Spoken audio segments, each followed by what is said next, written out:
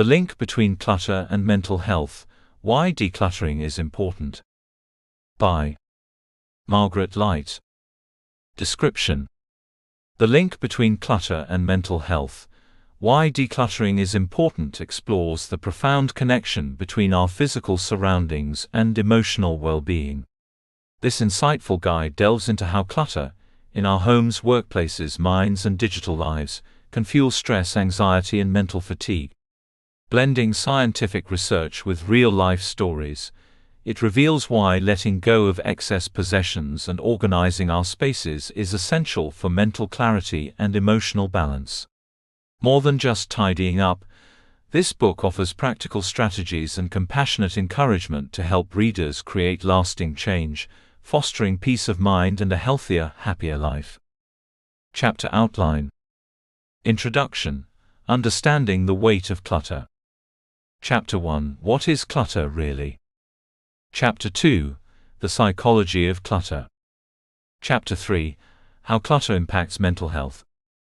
Chapter 4: Clutter in the home, the silent stressor. Chapter 5: Clutter in the workplace, productivity killer. Chapter 6: The digital clutter dilemma. Chapter 7: Emotional attachment and the fear of letting go. Chapter 8: Decluttering as self-care and therapy. Chapter 9: How to start decluttering made practical. Chapter 10: Sustainable decluttering, making it last. Conclusion: A clear space, a clear mind. Introduction: Understanding the weight of clutter. Clutter is a concept that almost everyone is familiar with, but few take the time to truly understand. It's often seen as a minor inconvenience, or a harmless accumulation of stuff that simply needs to be sorted through on the weekend. But clutter is far more than just a few messy drawers or an overflowing email inbox. It is a persistent, often invisible force that can impact our mood, our relationships, our productivity, and most importantly, our mental health.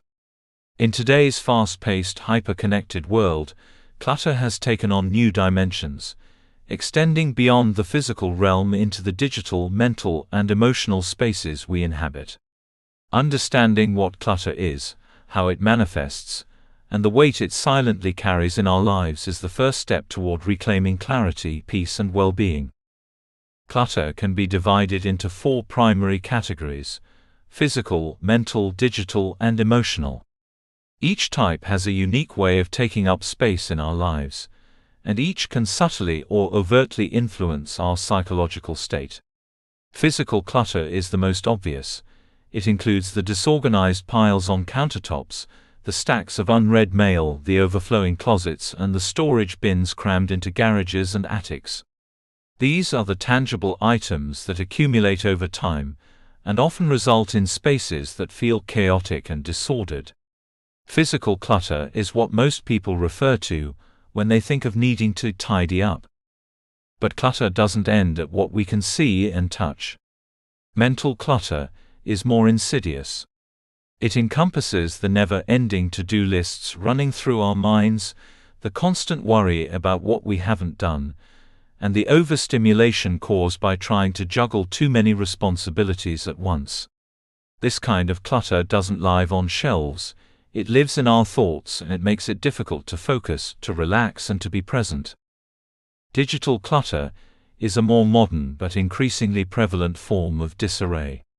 It includes the hundreds or even thousands of unread emails, countless tabs open on your browser, outdated files saved just in case, and the constant stream of notifications from social media and apps. While our devices are tools of convenience, the overload of information and digital debris often results in distraction, decreased productivity, and digital fatigue. Then there is emotional clutter, which may be the most deeply entrenched and least acknowledged of all. Emotional clutter consists of unresolved feelings, lingering resentments, suppressed trauma, and toxic relationships that drain our energy and cloud our mental clarity. It shows up in our reactions, our moods, and our ability or inability to cope with life's challenges.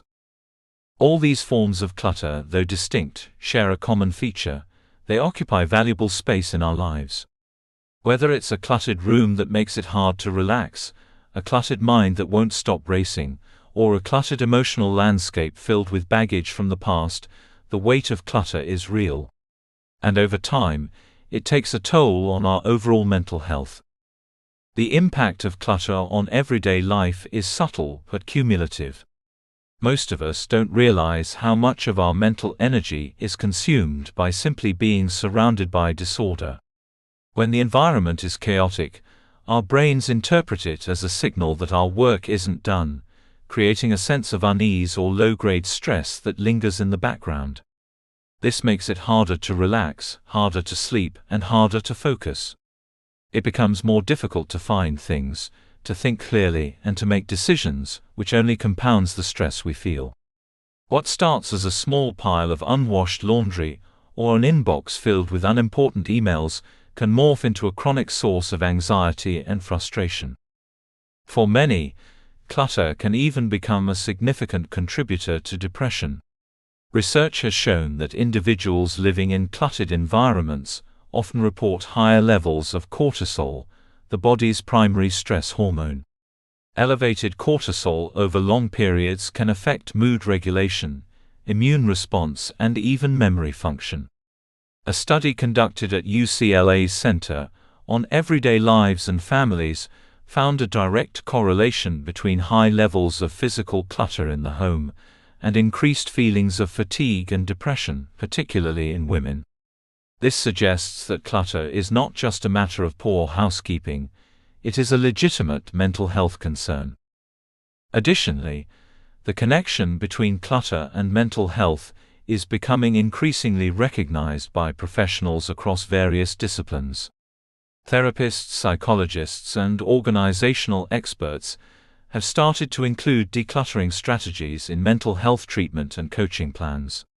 Cognitive behavioral therapy, CBT techniques, for instance, are being adapted to help people confront the thoughts and behaviors that lead to clutter, while professional organizers are being trained to recognize signs of anxiety and depression in clients who struggle with chronic disorganization. The link is clear: clutter is both a symptom and a cause of psychological distress. This growing body of research has prompted a deeper exploration into how decluttering both our physical environments and our inner lives can serve as a powerful tool for improving mental health.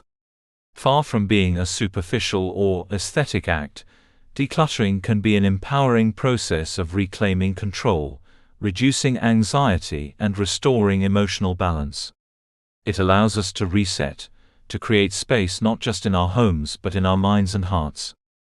This ebook was written with a clear and simple purpose: to inform, to reflect, and to empower.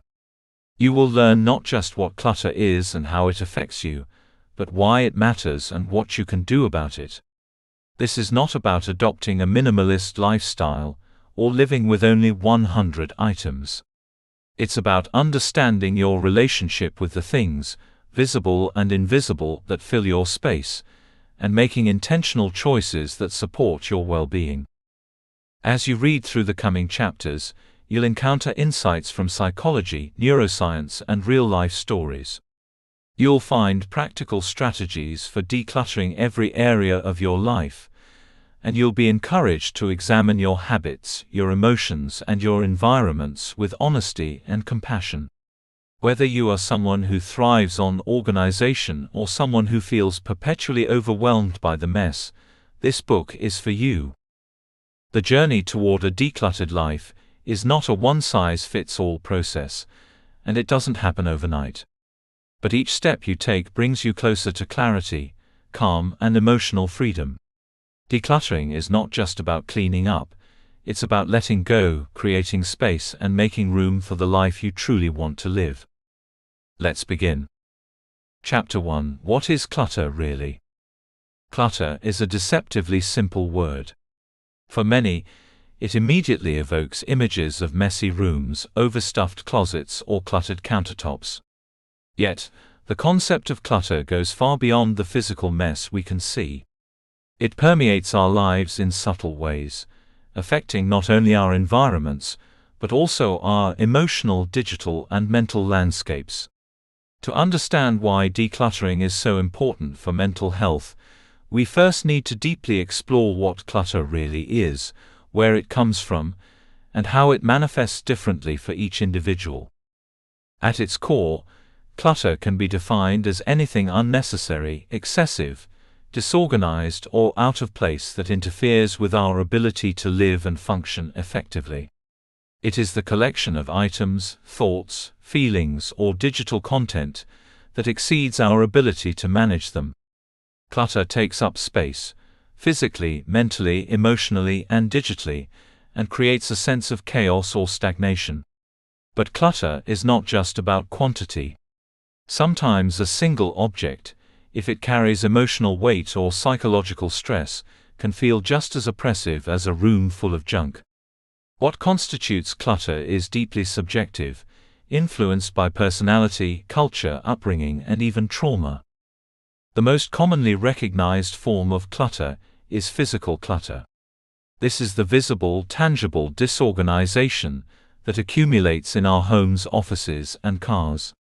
It includes things like old newspapers, unused appliances, unworn clothes, tangled cords, and that junk drawer that seems to multiply its contents overnight. Physical clutter is easy to identify because it is external. We can see it, touch it, and walk around it, or trip over it.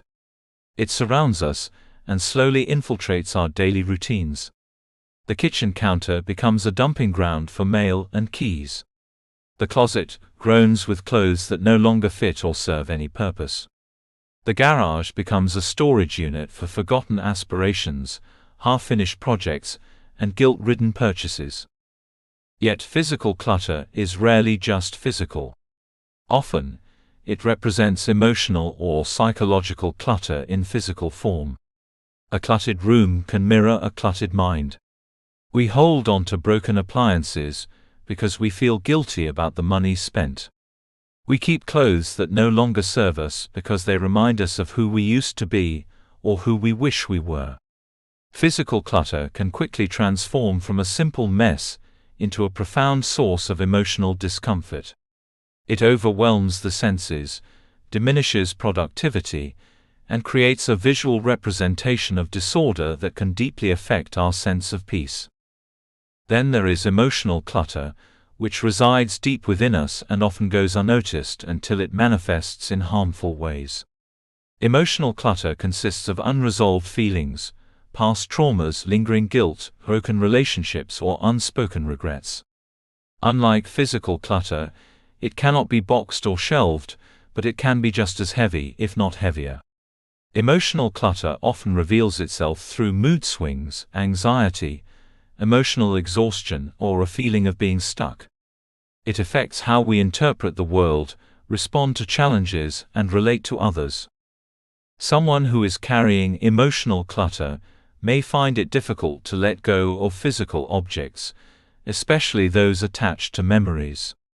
A cracked photo frame might be useless to one person, but invaluable to another because it represents a lost loved one.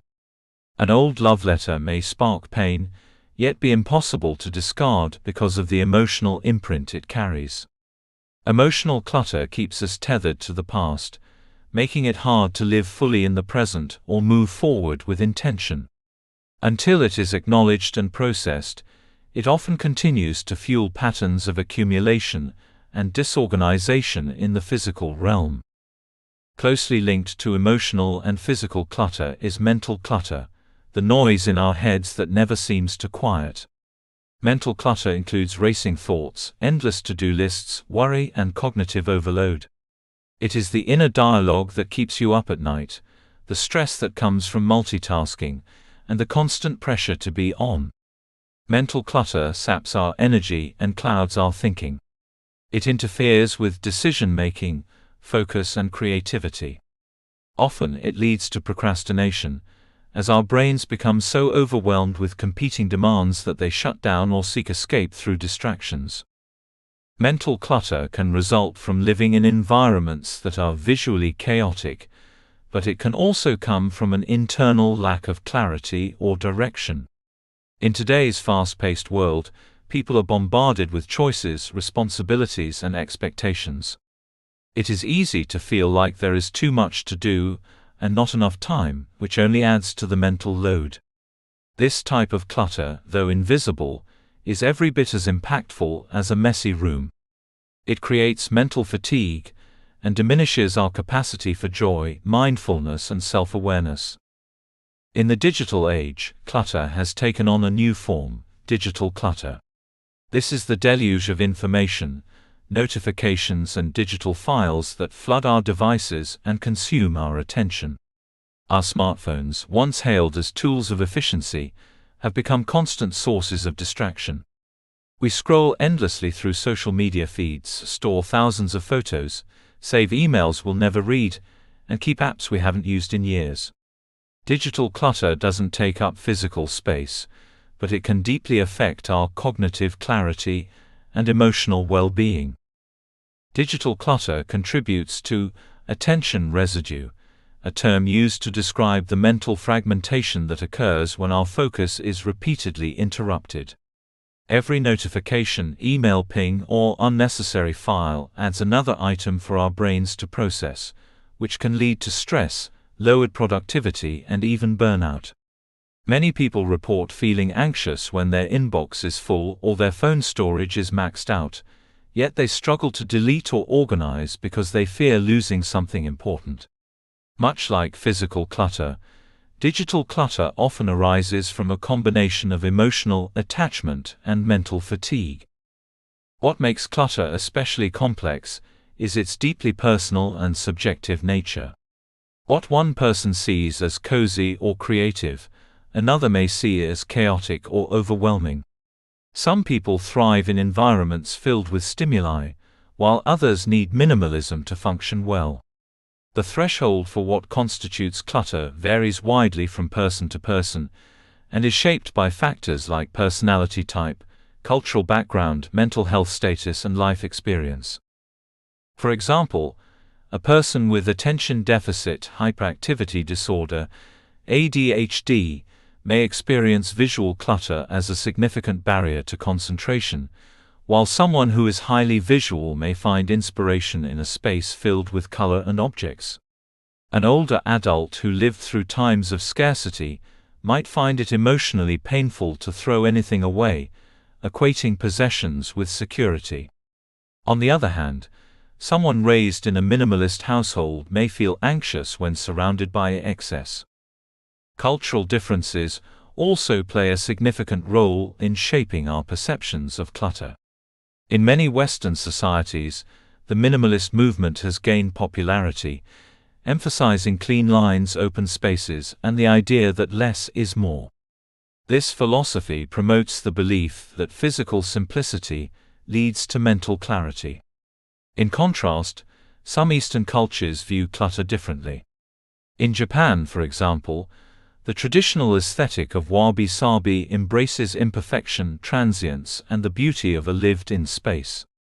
Objects that appear old, mismatched, or worn are often cherished rather than discarded. In Indian households, multi-generational living arrangements often mean that homes are filled with family heirlooms and sentimental items that carry significant emotional and cultural value. In other cultures, abundance may be seen as a symbol of success and prosperity. A cluttered space may not be viewed negatively, but rather as evidence of a rich and full life. Religious practices, socioeconomic status, and family values all influence what people choose to keep, discard, or display. This variability makes it clear that clutter is not a universal concept. It is shaped by context, meaning, and personal history. Real-life examples illustrate the nuances of clutter in powerful ways. Consider a woman who has lost her spouse and cannot bring herself to part with his belongings. Her home fills with his clothes, books, and personal items, creating a shrine of memory. To an outsider, it may look like hoarding. To her, it is a way of coping with grief. Or think about a young professional overwhelmed by a demanding job, whose apartment is scattered with takeout containers, unopened mail, and laundry piles. She feels embarrassed and out of control, but doesn't have the energy to begin tidying. For her, the clutter is a manifestation of burnout and emotional exhaustion. Even in professional spaces, clutter tells a story. A creative artist's studio might be filled with canvases, brushes, and materials that seem disorganized to others, but provide a sense of inspiration and comfort. Meanwhile, a corporate executive might experience extreme stress from a cluttered desk, seeing it as a symbol of disorder that undermines productivity and control. Understanding what clutter is, really, is essential before attempting to declutter. Clutter is not just stuff. It is a reflection of our internal world, a mirror that reveals our fears, hopes, wounds, and habits. It affects our thinking, our emotions, and our relationships. It can weigh us down or distract us from what matters most. But most importantly, clutter is something we can change. It is not fixed or inevitable. With awareness, intention, and compassion, we can begin to recognize it for what it is, and take steps to address it in a way that aligns with our values and supports our mental health. As we move through the following chapters, we will explore in more detail how each type of clutter affects our well-being and what we can do to address it. But for now, let this chapter serve as a foundation, a reminder that clutter is not merely a nuisance, but a language through which our inner and outer worlds communicate. It is time to listen. Chapter 2: The Psychology of Clutter. To the untrained eye, clutter might appear as a simple problem of disorganization or laziness. To many people, the presence of clutter in one's environment is interpreted as a sign that someone is disorganized, messy, or undisciplined. However, the psychology of clutter reveals a far more complex and deeply human picture. Behind the piles of paper, overflowing drawers, and scattered digital files lie layers of emotion, identity, memory, and mental struggle. Clutter is not just a physical issue, it is a psychological one. The environments we inhabit reflect the inner workings of our minds, and when those environments are crowded, messy, or disordered, they can profoundly influence how we think, feel, and behave. One of the most significant psychological consequences of clutter is its ability to increase stress and anxiety. Cluttered spaces overstimulate the senses by providing more visual input than the brain can process efficiently. Each object in our field of vision competes for our attention, making it more difficult to focus and creating a perpetual sense of unfinished business. This constant visual reminder of disorder contributes to a feeling of overwhelm and anxiety. We are, in essence, surrounded by silent to-do lists, unwashed dishes, unread books, unsorted mail, all calling for our attention. This persistent exposure to disorder can cause the brain to enter a low-level state of fight or flight, as if something is always just a little bit wrong or unresolved. Stress caused by clutter is not simply anecdotal, it is measurable and well documented. A study by researchers at the University of California, Los Angeles, UCLA, found that women who described their homes as cluttered had significantly higher levels of cortisol, the hormone associated with stress. These elevated cortisol levels remained high throughout the day, suggesting that cluttered environments create ongoing physiological stress responses. The researchers observed that the women with higher cortisol levels also tended to feel more fatigued and depressed. Their homes filled with objects and mess became sources of chronic stress rather than comfort. In contrast, women who perceived their homes as clean and restful had more balanced cortisol levels and described themselves as happier and more in control. This sense of control, or lack thereof, is at the heart of the psychological relationship we have with clutter. Human beings have a deep psychological need for a sense of agency over their environment.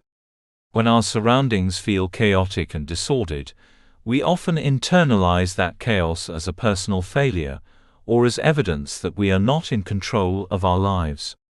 For individuals who already struggle with anxiety, depression, or other mental health challenges, clutter can reinforce negative self-perceptions. The mess becomes more than just a mess. It becomes a reflection of inner disarray and emotional paralysis. The concept of cognitive overload explains much of the mental fatigue associated with clutter. Our brains are designed to process information in an orderly way. When there is too much sensory input, such as cluttered spaces filled with colors, textures, and disorganized patterns, the brain must work harder to filter what is important and what is not. This additional mental labor reduces our cognitive capacity for other tasks, leading to difficulty concentrating, irritability, and decision fatigue. In other words, the more cluttered our environment, the more drained and less effective our minds become. Environmental psychology has long studied the impact of physical surroundings on mental well-being. Cluttered environments have been associated with reduced attention span, lower productivity, and diminished creativity. A messy desk, for instance, can make it harder to concentrate on work tasks because the brain is subconsciously distracted by the disorder. Studies show that even if we are not actively aware of the clutter, it still affects us. The mind, constantly scanning the environment for cues, picks up on the chaos and interprets it as a problem needing resolution. This drains our mental energy and increases stress levels, even if we try to ignore it.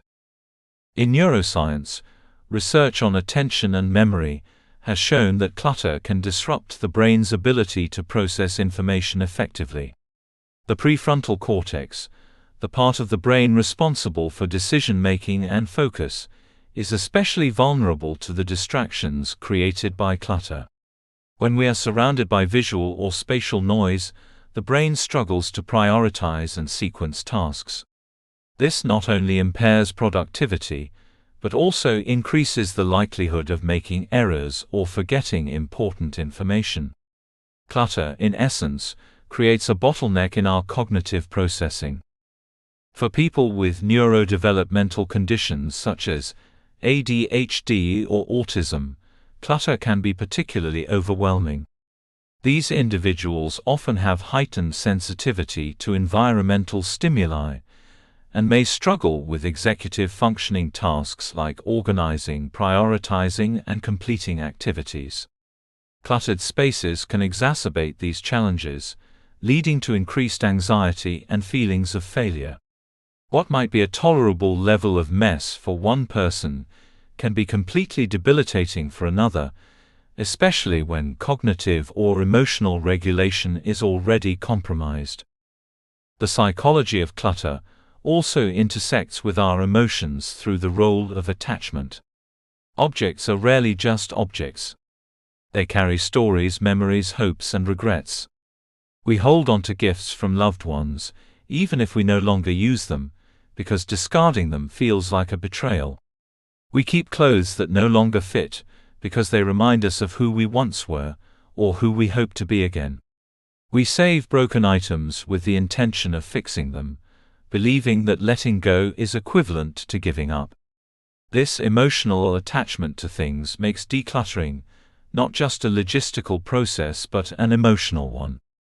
Attachment to clutter often reflects deeper emotional dynamics, such as unresolved grief, nostalgia, or fear of scarcity. People who grew up in environments of instability or deprivation may develop a compulsion to keep things just in case. The idea of letting go can trigger anxiety, as it brings up fears of being unprepared or vulnerable. Similarly, individuals who have experienced loss may hold on to belongings as a way of maintaining a connection to the past. In such cases, clutter functions as a psychological anchor, offering comfort and continuity in a world that feels uncertain or painful.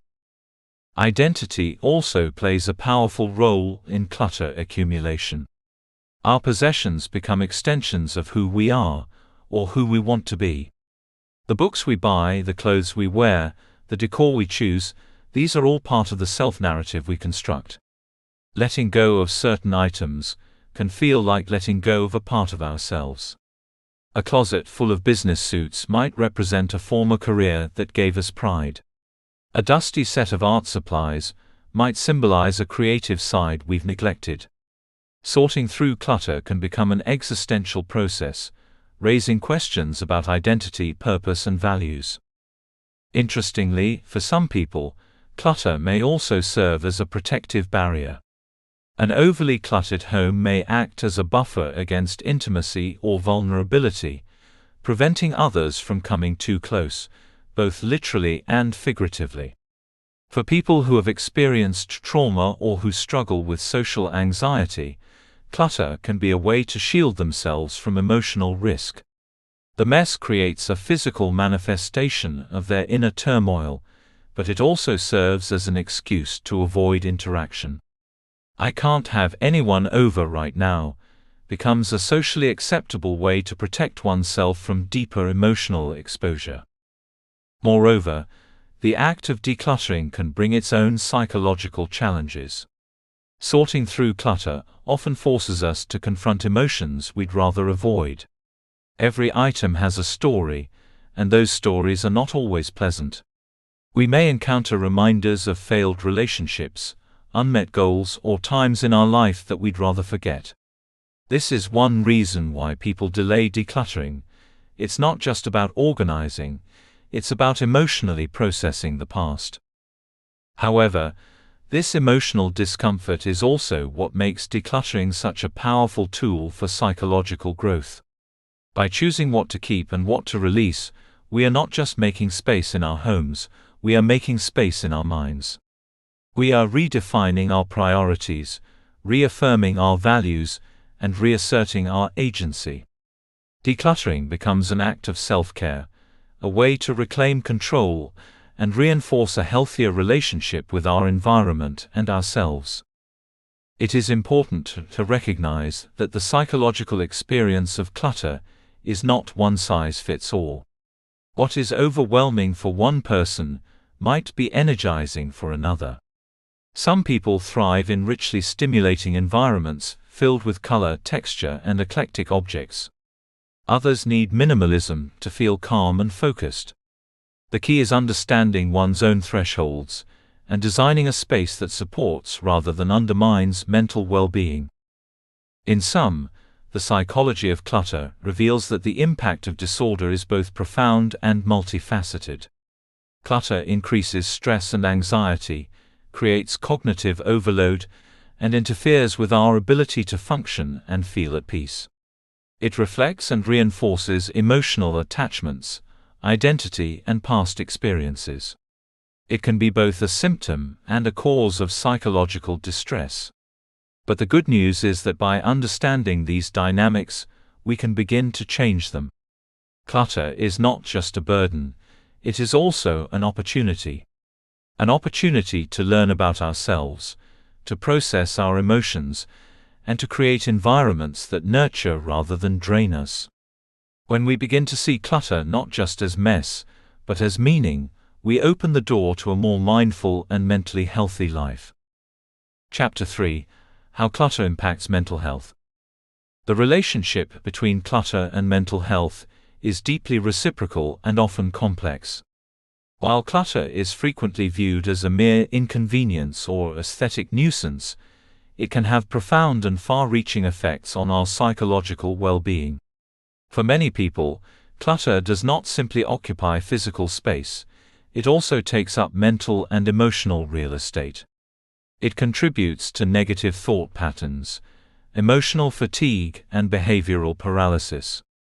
In this chapter, we will explore the tangible links between clutter and specific mental health challenges, including depression, anxiety, insomnia, and decision fatigue.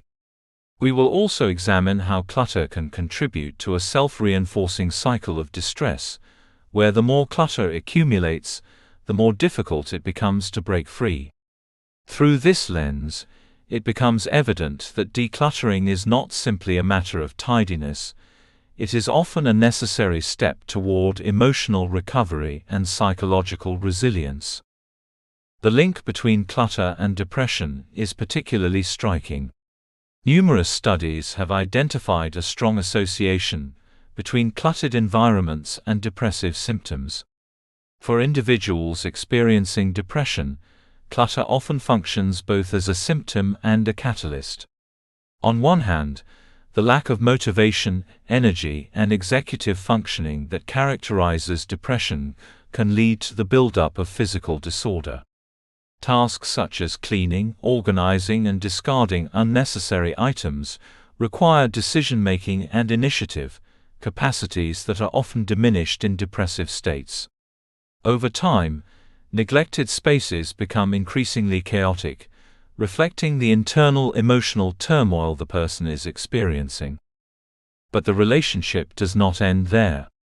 The clutter itself begins to exacerbate the feelings of hopelessness, inadequacy, and low self-worth that accompany depression. Individuals may begin to interpret their disorganized surroundings as evidence of personal failure or lack of discipline. The mess becomes a visual and constant reminder of perceived shortcomings, deepening the emotional pain. This feedback loop intensifies the paralysis, making it even harder to take action, and thereby allowing the clutter to grow. A person struggling with depression might think, "If I can't even clean my kitchen, how will I ever get my life together?" These thoughts are not superficial. They speak to the despair and self-loathing that often define the depressive experience. Clutter also contributes significantly to anxiety, particularly in individuals who are sensitive to sensory input or who thrive on structure and predictability. Cluttered environments are inherently chaotic. They present too much visual information for the brain to process efficiently, leading to overstimulation and unease. In spaces filled with disorder, the mind struggles to focus, as it is continuously interrupted by cues that demand attention. For someone already dealing with generalized anxiety or panic disorders, the chaos of clutter can amplify internal restlessness and discomfort. The inability to find important items, the constant tripping over obstacles, or the reminder of postponed responsibilities all serve to keep the nervous system on high alert. Anxiety also feeds off a lack of control, and cluttered environments often symbolize a loss of control over one's life. The presence of disarray may cause individuals to feel overwhelmed by the sheer volume of unresolved tasks and decisions, each object representing something undone or neglected. For instance, a stack of unopened mail can evoke worries about unpaid bills or forgotten obligations. A cluttered desk might remind someone of career stagnation or failed aspirations. In this way, the clutter becomes more than just stuff. It becomes a breeding ground for anxious thoughts and an incubator for stress. Another important area affected by clutter is sleep. Restorative sleep requires both mental and physical calm, yet cluttered bedrooms can sabotage this necessary respite. The brain is constantly scanning the environment for cues, even when we're not consciously aware of it. A cluttered room sends a signal that there is still work to be done, stimulating mental activity when the body should be preparing for rest. Studies have found that individuals who sleep in messy rooms report poorer quality sleep, more difficulty falling asleep, and more frequent waking during the night.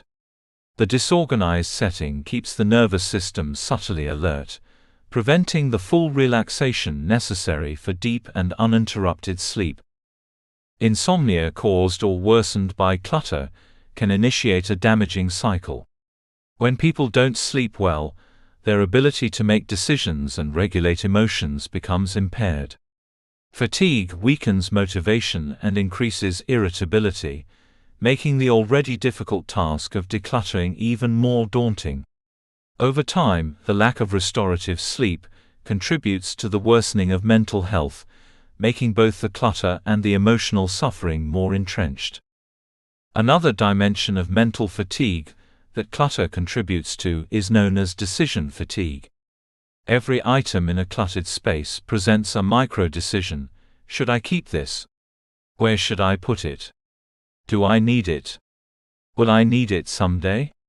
These questions accumulate and create a sense of mental exhaustion. The more decisions we are forced to make in a day, especially trivial or repetitive ones, the less mental energy we have for more important tasks. In cluttered environments, people often experience a state of cognitive paralysis, overwhelmed by the sheer number of choices and unsure where or how to begin.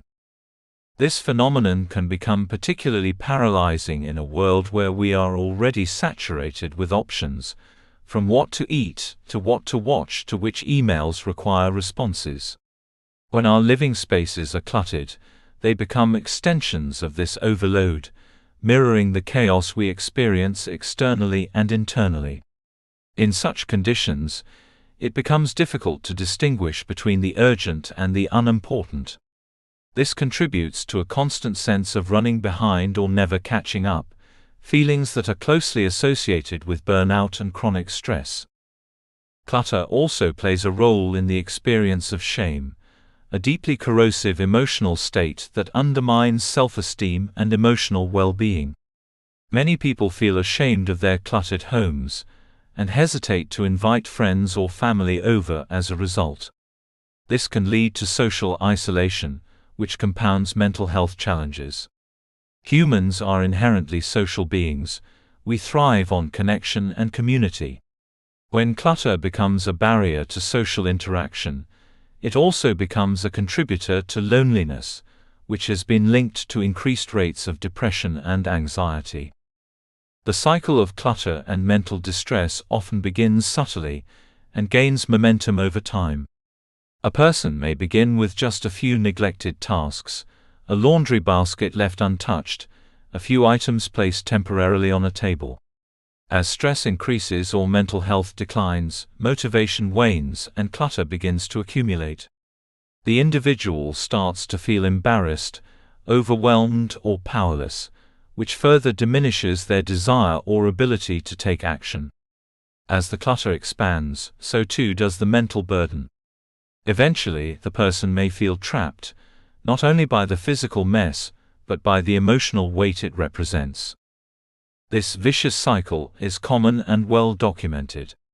Mental health professionals often observe that people who struggle with hoarding, chronic disorganization, or compulsive acquisition are also dealing with underlying psychological conditions such as trauma, anxiety disorders, or mood disorders. The clutter serves both as a coping mechanism and a visible manifestation of internal chaos. In these cases, treating the clutter requires more than just organizational strategies. It requires therapeutic intervention that addresses the root emotional issues. A real-world example is the story of Angela, a middle-aged woman who sought therapy for depression and low self-esteem. At the beginning of treatment, she often spoke about feeling stuck and out of control. She lived in a small apartment filled with decades of accumulated belongings, clothes she never wore, magazines she never read, gifts she never used. Every corner of her space was filled, and navigating her home required physical effort. Angela admitted she hadn't invited anyone over in years. During therapy, it became clear that her clutter was both a product and a cause of her depression. The mess mirrored her inner world and reinforced her sense of worthlessness. As therapy progressed, she slowly began to clear space, starting with one drawer, then one room. With each step, she reported feeling lighter and more hopeful. Decluttering, in her case, was not a quick fix but a process of healing. Similarly, Jacob, a corporate executive in his late 30s, sought coaching for chronic stress and insomnia. His home was sleek and modern, but his digital life was in chaos. His desktop was covered in hundreds of files, his email inbox had over 20,000 unread messages, and he constantly felt behind. Though his physical surroundings were neat, the digital clutter was having the same impact: overwhelm, decision fatigue, anxiety, and sleep disruption. Once he implemented systems to organize his digital world, he began to feel more in control, less stressed, and more focused. These anecdotes underscore an important point. Clutter takes many forms, and regardless of whether it is physical, emotional, or digital, it affects mental health in real and measurable ways. The psychological weight of clutter is cumulative. It chips away at our sense of calm, erodes our self-worth, and fuels cycles of stress and avoidance. And yet, within this reality lies an opportunity. Because clutter is both symptom and cause, it also represents a point of entry for change. Small actions, when taken with intention, can have powerful ripple effects. Clearing a single drawer, organizing a digital folder, letting go of a sentimental item. These acts may seem insignificant, but they often spark a sense of agency that can grow over time. Understanding how clutter impacts mental health shifts the conversation from judgment to compassion. Rather than labeling people as lazy or disorganized, we begin to see clutter as a cry for help, a visible signal of invisible struggles. It calls us to respond with empathy and to create environments, both external and internal, that support healing, clarity, and peace. Clutter, in this view, is not just a pile of things. It is a story waiting to be rewritten. Chapter 4: Clutter in the Home, the Silent Stressor. Home is meant to be a sanctuary, a place of retreat where the body can rest and the mind can find peace. It should be where we recover from the noise of the outside world, where we cultivate connection, safety, and balance. Yet for many, the home is not a haven at all. It is a place of constant tension, visual chaos, and unrelenting mental stimulation. The culprit is often clutter, unseen not in the literal sense, but in the way we underestimate its significance. Clutter in the home has become so normalized in modern society that its quiet but persistent role as a source of stress often goes unrecognized. It doesn't scream for our attention, but it whispers constantly, wearing away at our sense of well-being day after day. The impact of a disorganized home environment on mental health is not simply anecdotal. A growing body of research reveals a strong correlation between the condition of one's living space and psychological outcomes such as mood, stress levels, and even long-term mental resilience.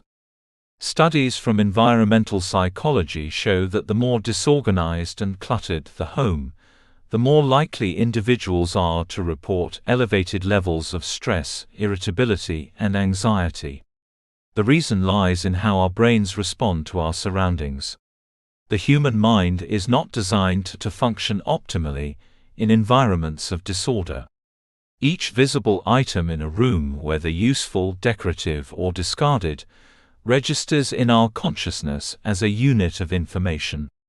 When the environment is filled with such stimuli, it creates a state of sensory overload that fatigues cognitive resources. Even when we are not consciously attending to the clutter, it influences us, limiting our ability to focus, make decisions, and experience mental calm. For people with chronic stress, depression, or anxiety, the home can become a reinforcing ground for these conditions. A living space filled with disorganized belongings, unfinished projects, and misplaced items serves as a constant reminder of what has not been done and what is out of control. This undermines motivation and makes it difficult to begin tasks. For individuals already battling the emotional weight of mental illness, the physical weight of clutter exacerbates the sense of helplessness and stagnation. The living room becomes a place not of rest, but of guilt. The kitchen reflects dietary chaos or neglected self-care. The bathroom ceases to be a place of renewal, and instead becomes a visual diary of the unfinished and overlooked. The result is a subtle but pervasive form of psychological erosion. Clutter doesn't just take up space, it takes up energy. The emotional strain of a cluttered home is magnified when shared with others. Clutter affects not only individuals but entire families. It seeps into the dynamics between partners, parents, and children, often triggering conflict, resentment, and emotional distance. In homes where clutter accumulates without consensus, disagreements frequently arise about responsibility, priorities, and standards. One partner may feel overwhelmed and stressed by the disarray, while the other may be indifferent or even attached to the items. This mismatch can breed tension and foster feelings of being unsupported or misunderstood. What may begin as simple frustration about a pile of laundry or a cluttered counter can evolve into deeper relational rifts. The emotional toll of clutter on relationships is particularly evident when it becomes a symbol of unmet needs. A partner who perceives mess as neglect may internalize it as a lack of care or consideration. A parent who struggles to keep the house in order while managing work and childcare may feel unappreciated or judged. Children raised in excessively cluttered homes may experience confusion or anxiety due to the unpredictability and sensory overload. In more severe cases, children may be embarrassed to invite friends over, leading to social withdrawal or low self-esteem. The emotional environment of the home is shaped not only by what is said and done, but by what is seen, touched, and lived in each day.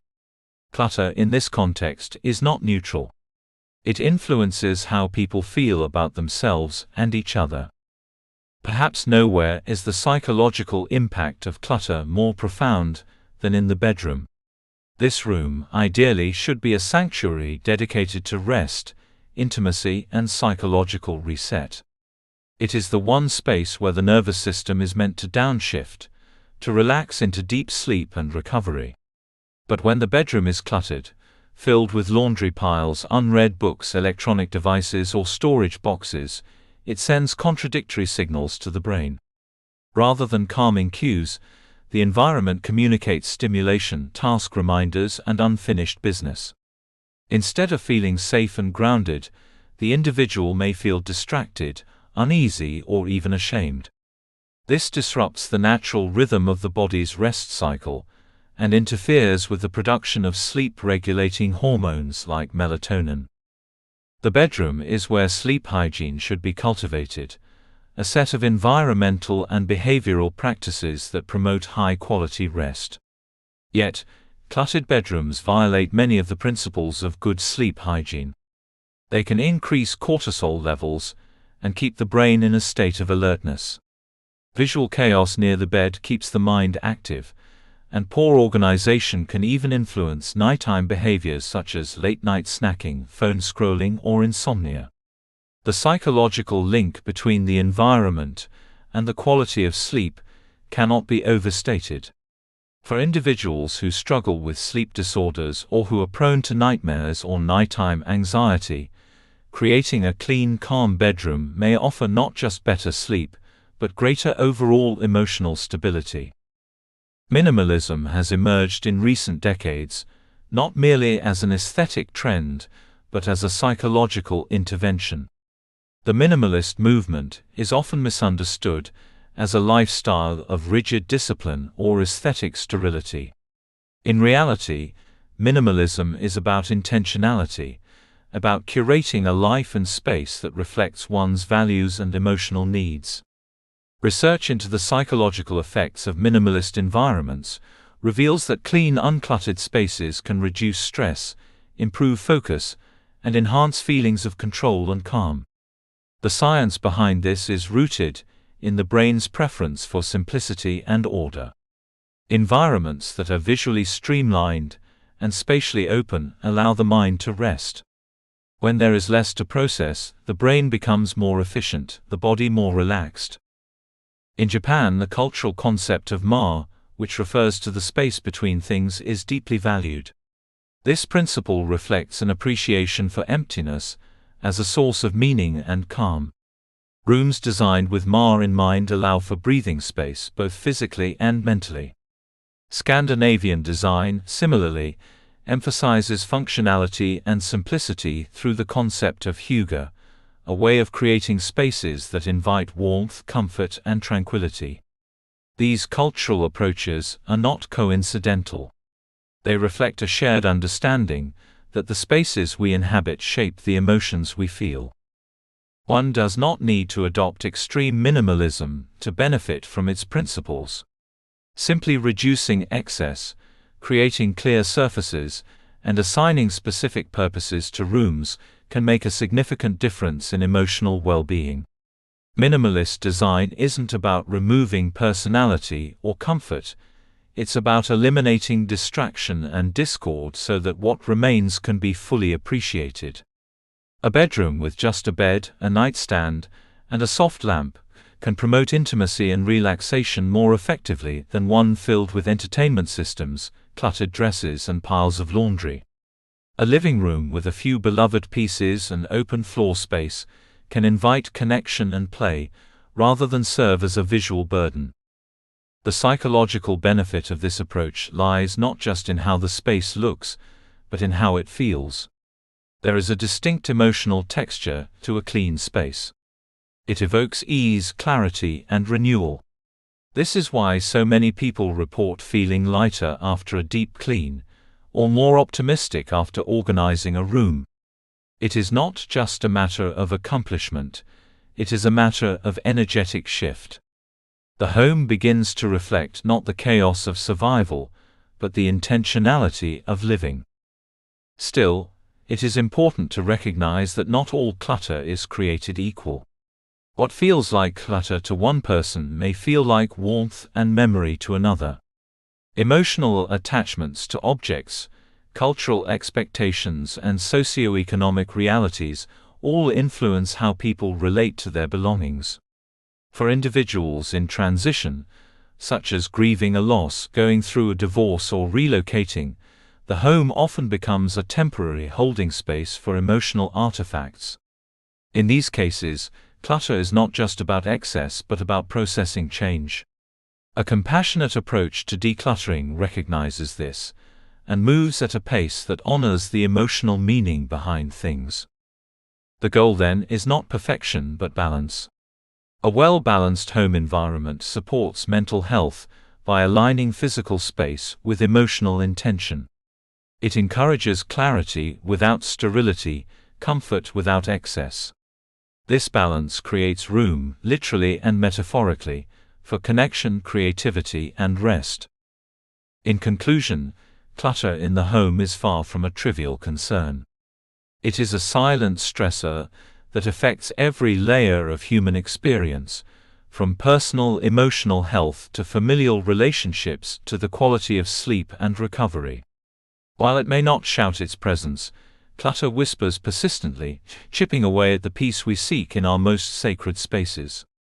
Through intentional design, mindful organization, and an understanding of how environment influences emotion, we can reclaim our homes as spaces of healing.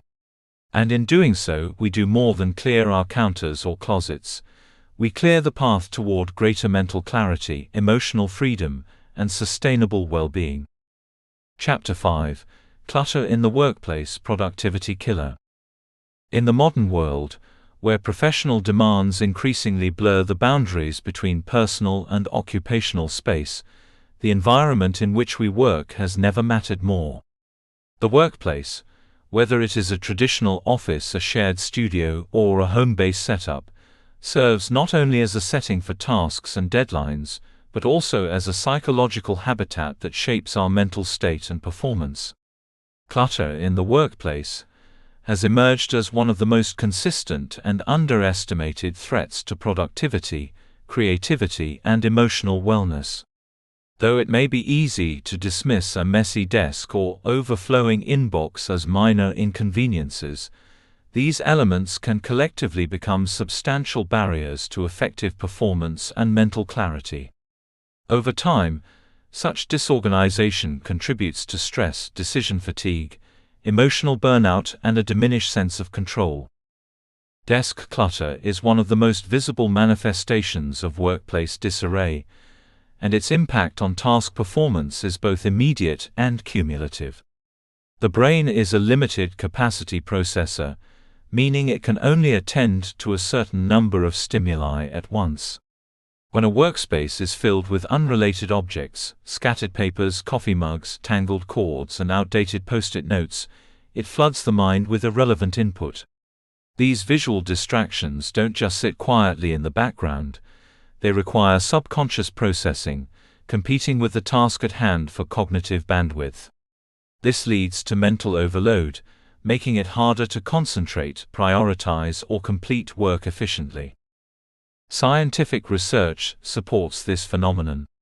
A study conducted by researchers at Princeton University's Neuroscience Institute found that physical clutter in the environment competes for attention, resulting in decreased performance and increased stress. Participants in visually chaotic settings showed significantly lower productivity than those in organized environments. The clutter undermined their ability to process information and maintain sustained attention. What this means in practical terms is that even if someone is trying to power through an assignment, a disorganized space makes their mental effort less effective. Tasks take longer, errors increase, and frustration builds, creating a cycle of inefficiency and psychological strain. Cluttered desks are also often associated with feelings of inertia and procrastination. For many workers, approaching a messy workspace is enough to trigger avoidance behaviors. Instead of diving into the most urgent or important work, the brain, already overwhelmed, seeks quick dopamine hits by turning to distractions, checking social media, responding to non-essential emails, or engaging in office small talk. The sense of disorder creates a background hum of stress that saps motivation and makes work feel more burdensome than it truly is. But the consequences of workplace clutter extend beyond task inefficiency. They infiltrate emotional well-being and are a significant contributor to burnout. Emotional burnout is a condition characterized by chronic fatigue, cynicism, and a sense of ineffectiveness. While it is often attributed to workload or lack of recognition, the physical environment plays a crucial, often overlooked role. A disorganized space reinforces the feeling of being perpetually behind, unable to catch up or breathe. Piles of unsorted documents, unanswered memos, or open tabs on a computer screen serve as constant reminders of unfinished work and looming obligations. This fosters a sense of inadequacy and emotional exhaustion, even when actual productivity is high. The emotional response to a cluttered workspace can become internalized.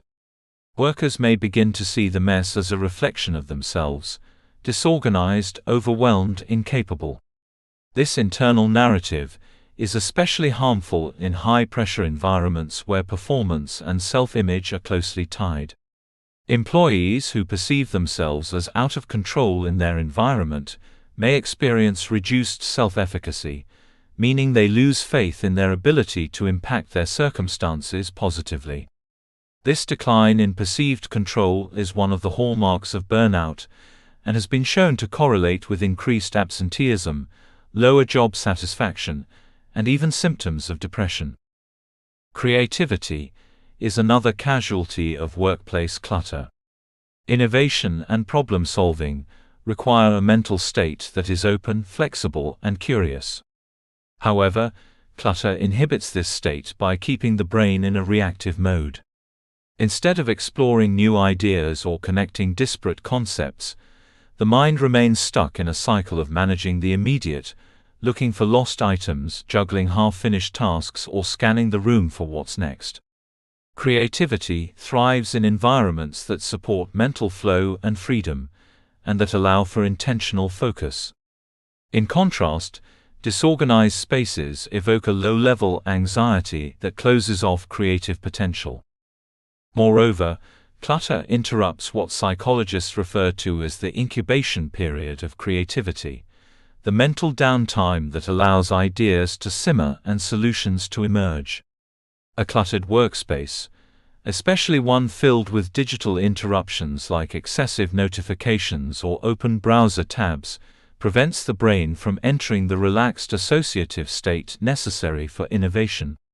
It becomes difficult to daydream, reflect, or mentally wander, all of which are vital for generating original ideas. In workplaces that demand both innovation and output, this trade-off between clutter and creativity can have real economic consequences. Focus, the bedrock of productivity, is perhaps the most directly affected by workplace clutter. Deep work, defined as the ability to focus without distraction on cognitively demanding tasks, is nearly impossible to achieve in a cluttered setting. Clutter not only invites distraction but fragments attention. Each item out of place, each unread notification, each pile of documents acts as a micro-interruption. These interruptions prevent the brain from reaching the sustained concentration needed for quality work. According to research from the University of California, it takes an average of 23 minutes to regain full focus after a single interruption. In cluttered workspaces, these interruptions are not occasional, they are constant. Digital clutter contributes just as much, if not more, to this problem. Inboxes with thousands of unread emails, desktops with dozens of icons and open tabs numbering in the dozens, all represent cognitive overload. Just as a cluttered desk bombards the eyes with irrelevant information, a cluttered digital environment bombards the mind with demands for action, evaluation, or decision. This continual mental taxation leads to decision fatigue, the decline in quality of decisions after prolonged sessions of decision-making. As mental fatigue sets in, people begin to default to easier, often less effective choices. Projects stall, priorities blur, and deadlines slip through the cracks. Despite these sobering realities, the good news is that workplace clutter is not insurmountable. Even small, consistent efforts to bring order to the environment can result in significant improvements in mental clarity and performance. While there is no one-size-fits-all solution, there are universally beneficial practices that can help transform the workspace from a source of stress into a platform for growth. A foundational step is developing a ritual of daily reset, a brief period at the end of each workday dedicated to organizing the physical and digital workspace. This might involve putting away unused items, filing papers, closing out browser tabs, and writing a brief task list for the next day. These actions do more than tidy the space. They signal closure to the brain, allowing for psychological detachment from work and preparing the mind for rest. This habit, when repeated consistently, reduces the sense of chaos and restores a feeling of control. Another important approach is to assign clear functions to different areas of the workspace. For instance, keeping only the materials necessary for a specific task on the desk while storing unrelated items elsewhere can minimize visual noise. This spatial intentionality helps reduce distraction and supports single tasking, which is proven to be far more efficient than multitasking. Similarly, managing digital clutter through regular inbox cleaning, structured folders, and notification settings can dramatically reduce the mental burden of digital work.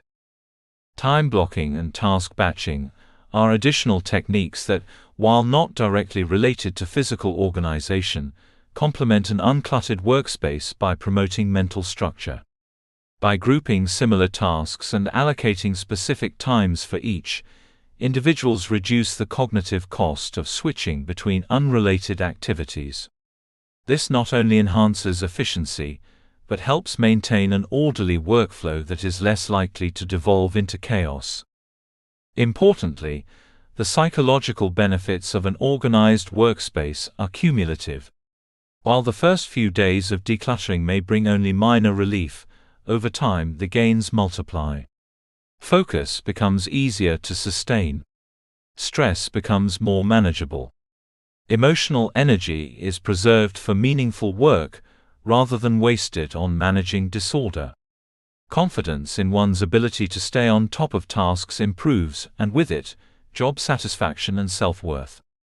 In team settings, a shared commitment to cleanliness and organization can also promote a culture of respect and mutual accountability, leading to stronger collaboration and communication.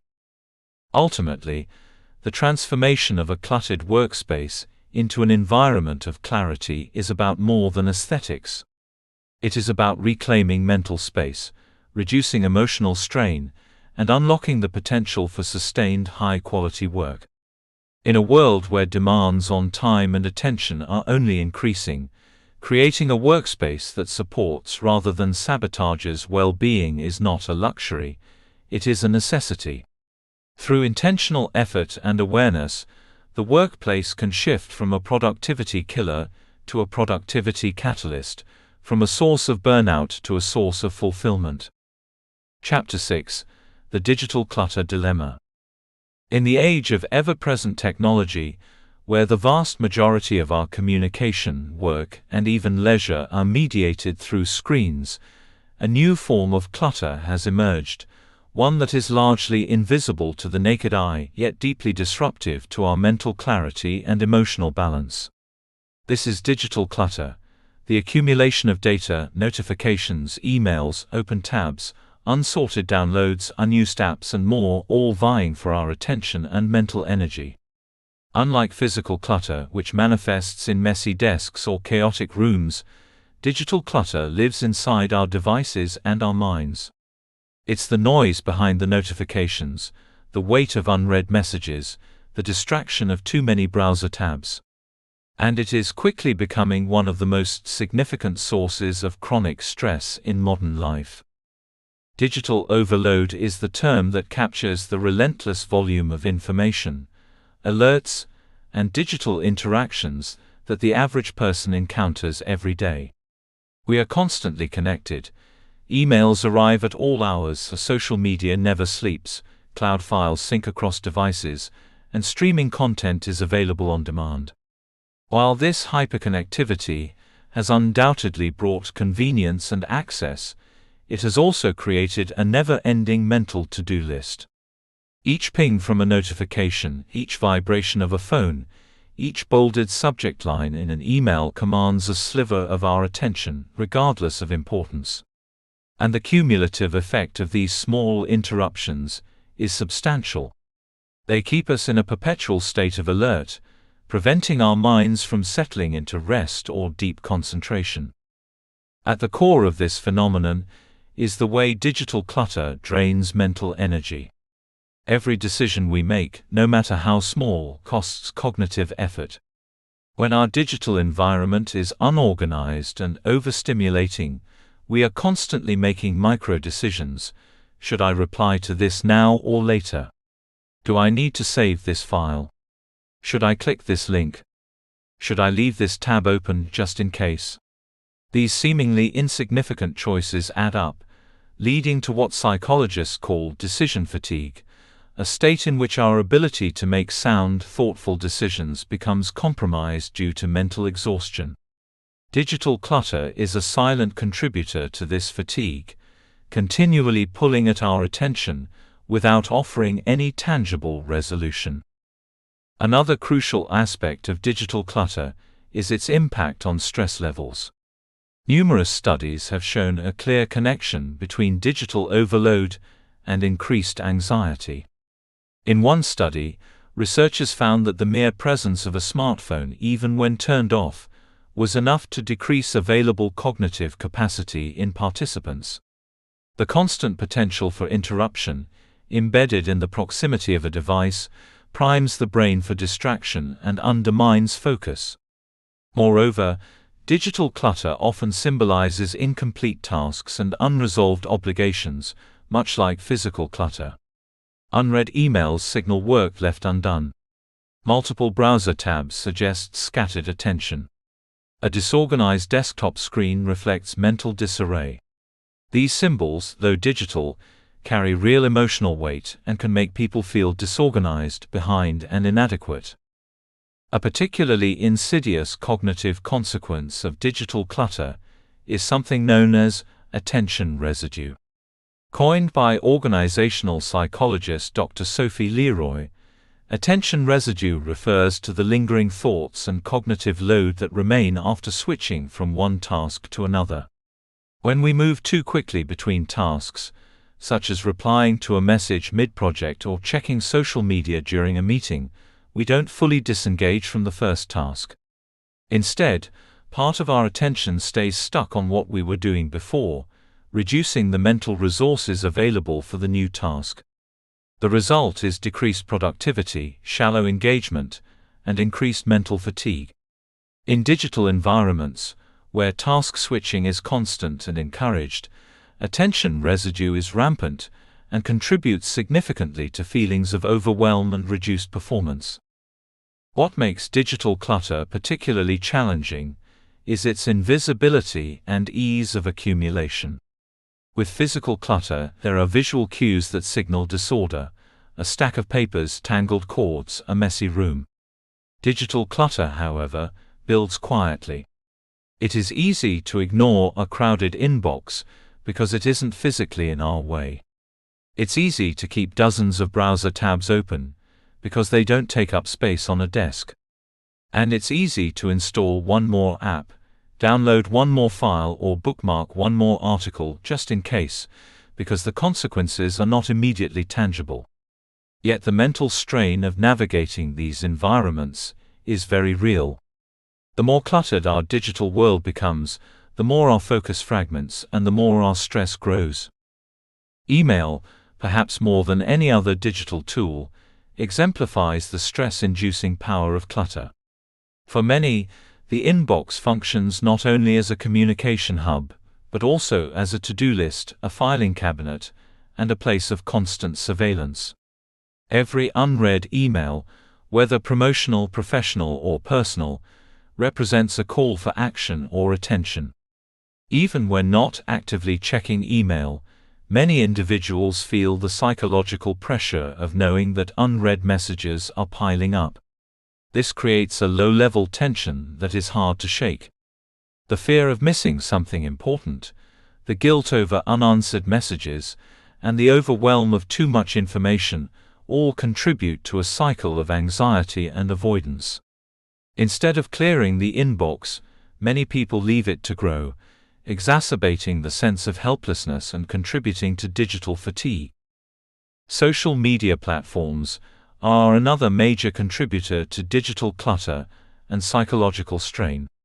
These platforms are designed to keep users engaged through endless scrolling, notifications, and algorithmic content suggestions.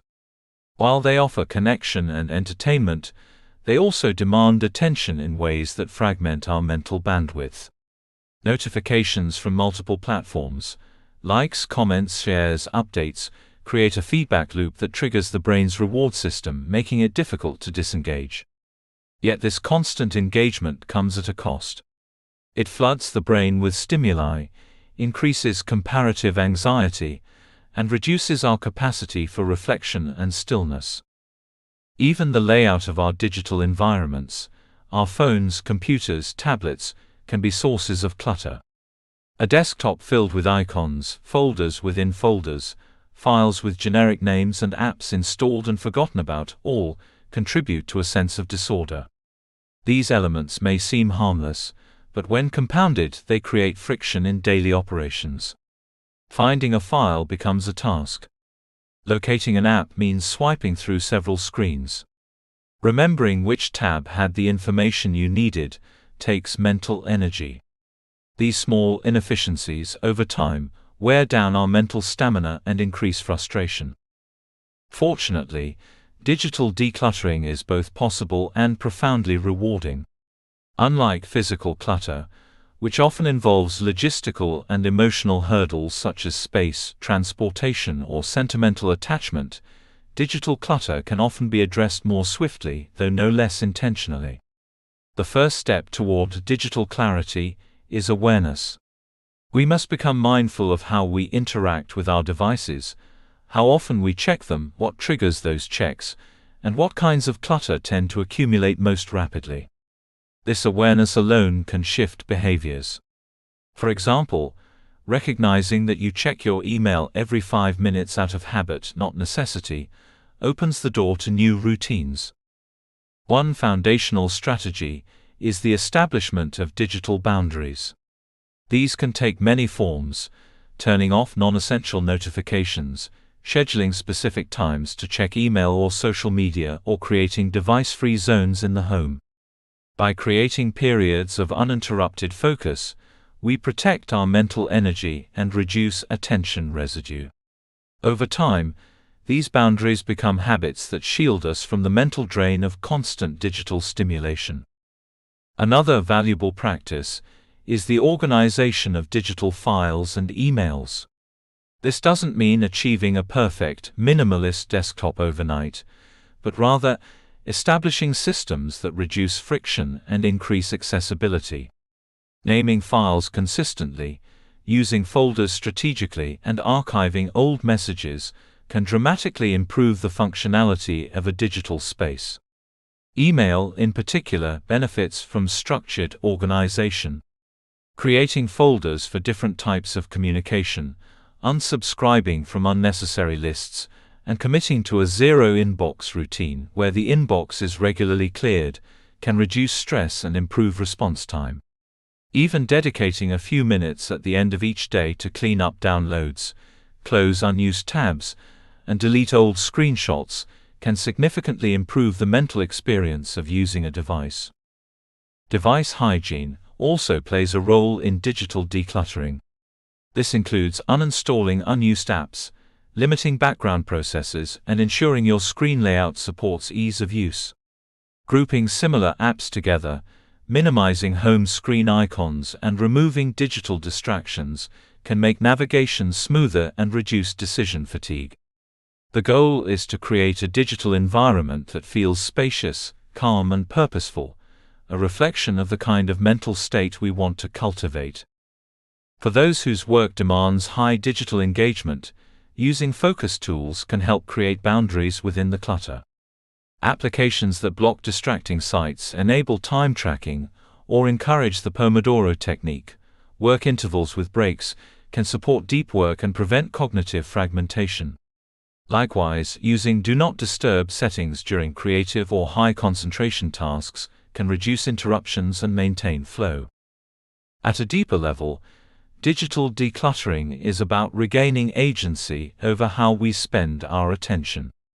Attention is one of our most finite and precious resources. In a world where everything is trying to claim it, news, ads, messages, updates, we must learn to protect it with intention and discipline. Decluttering is not just about deleting files or turning off notifications. It is about reclaiming the space needed to think clearly, feel grounded, and live meaningfully. By simplifying our digital lives, we open up room for creativity, focus, and emotional presence. In closing, the digital clutter dilemma is one of the defining challenges of our time. It is subtle, persistent, and often underestimated.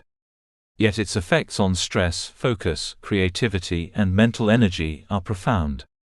As we move further into a technologically saturated era, learning to manage digital clutter is no longer optional.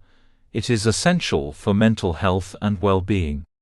Through conscious organization, mindful engagement, and consistent boundaries, we can begin to transform our digital spaces from chaotic drains on attention into quiet, efficient tools that support our goals and nourish our minds.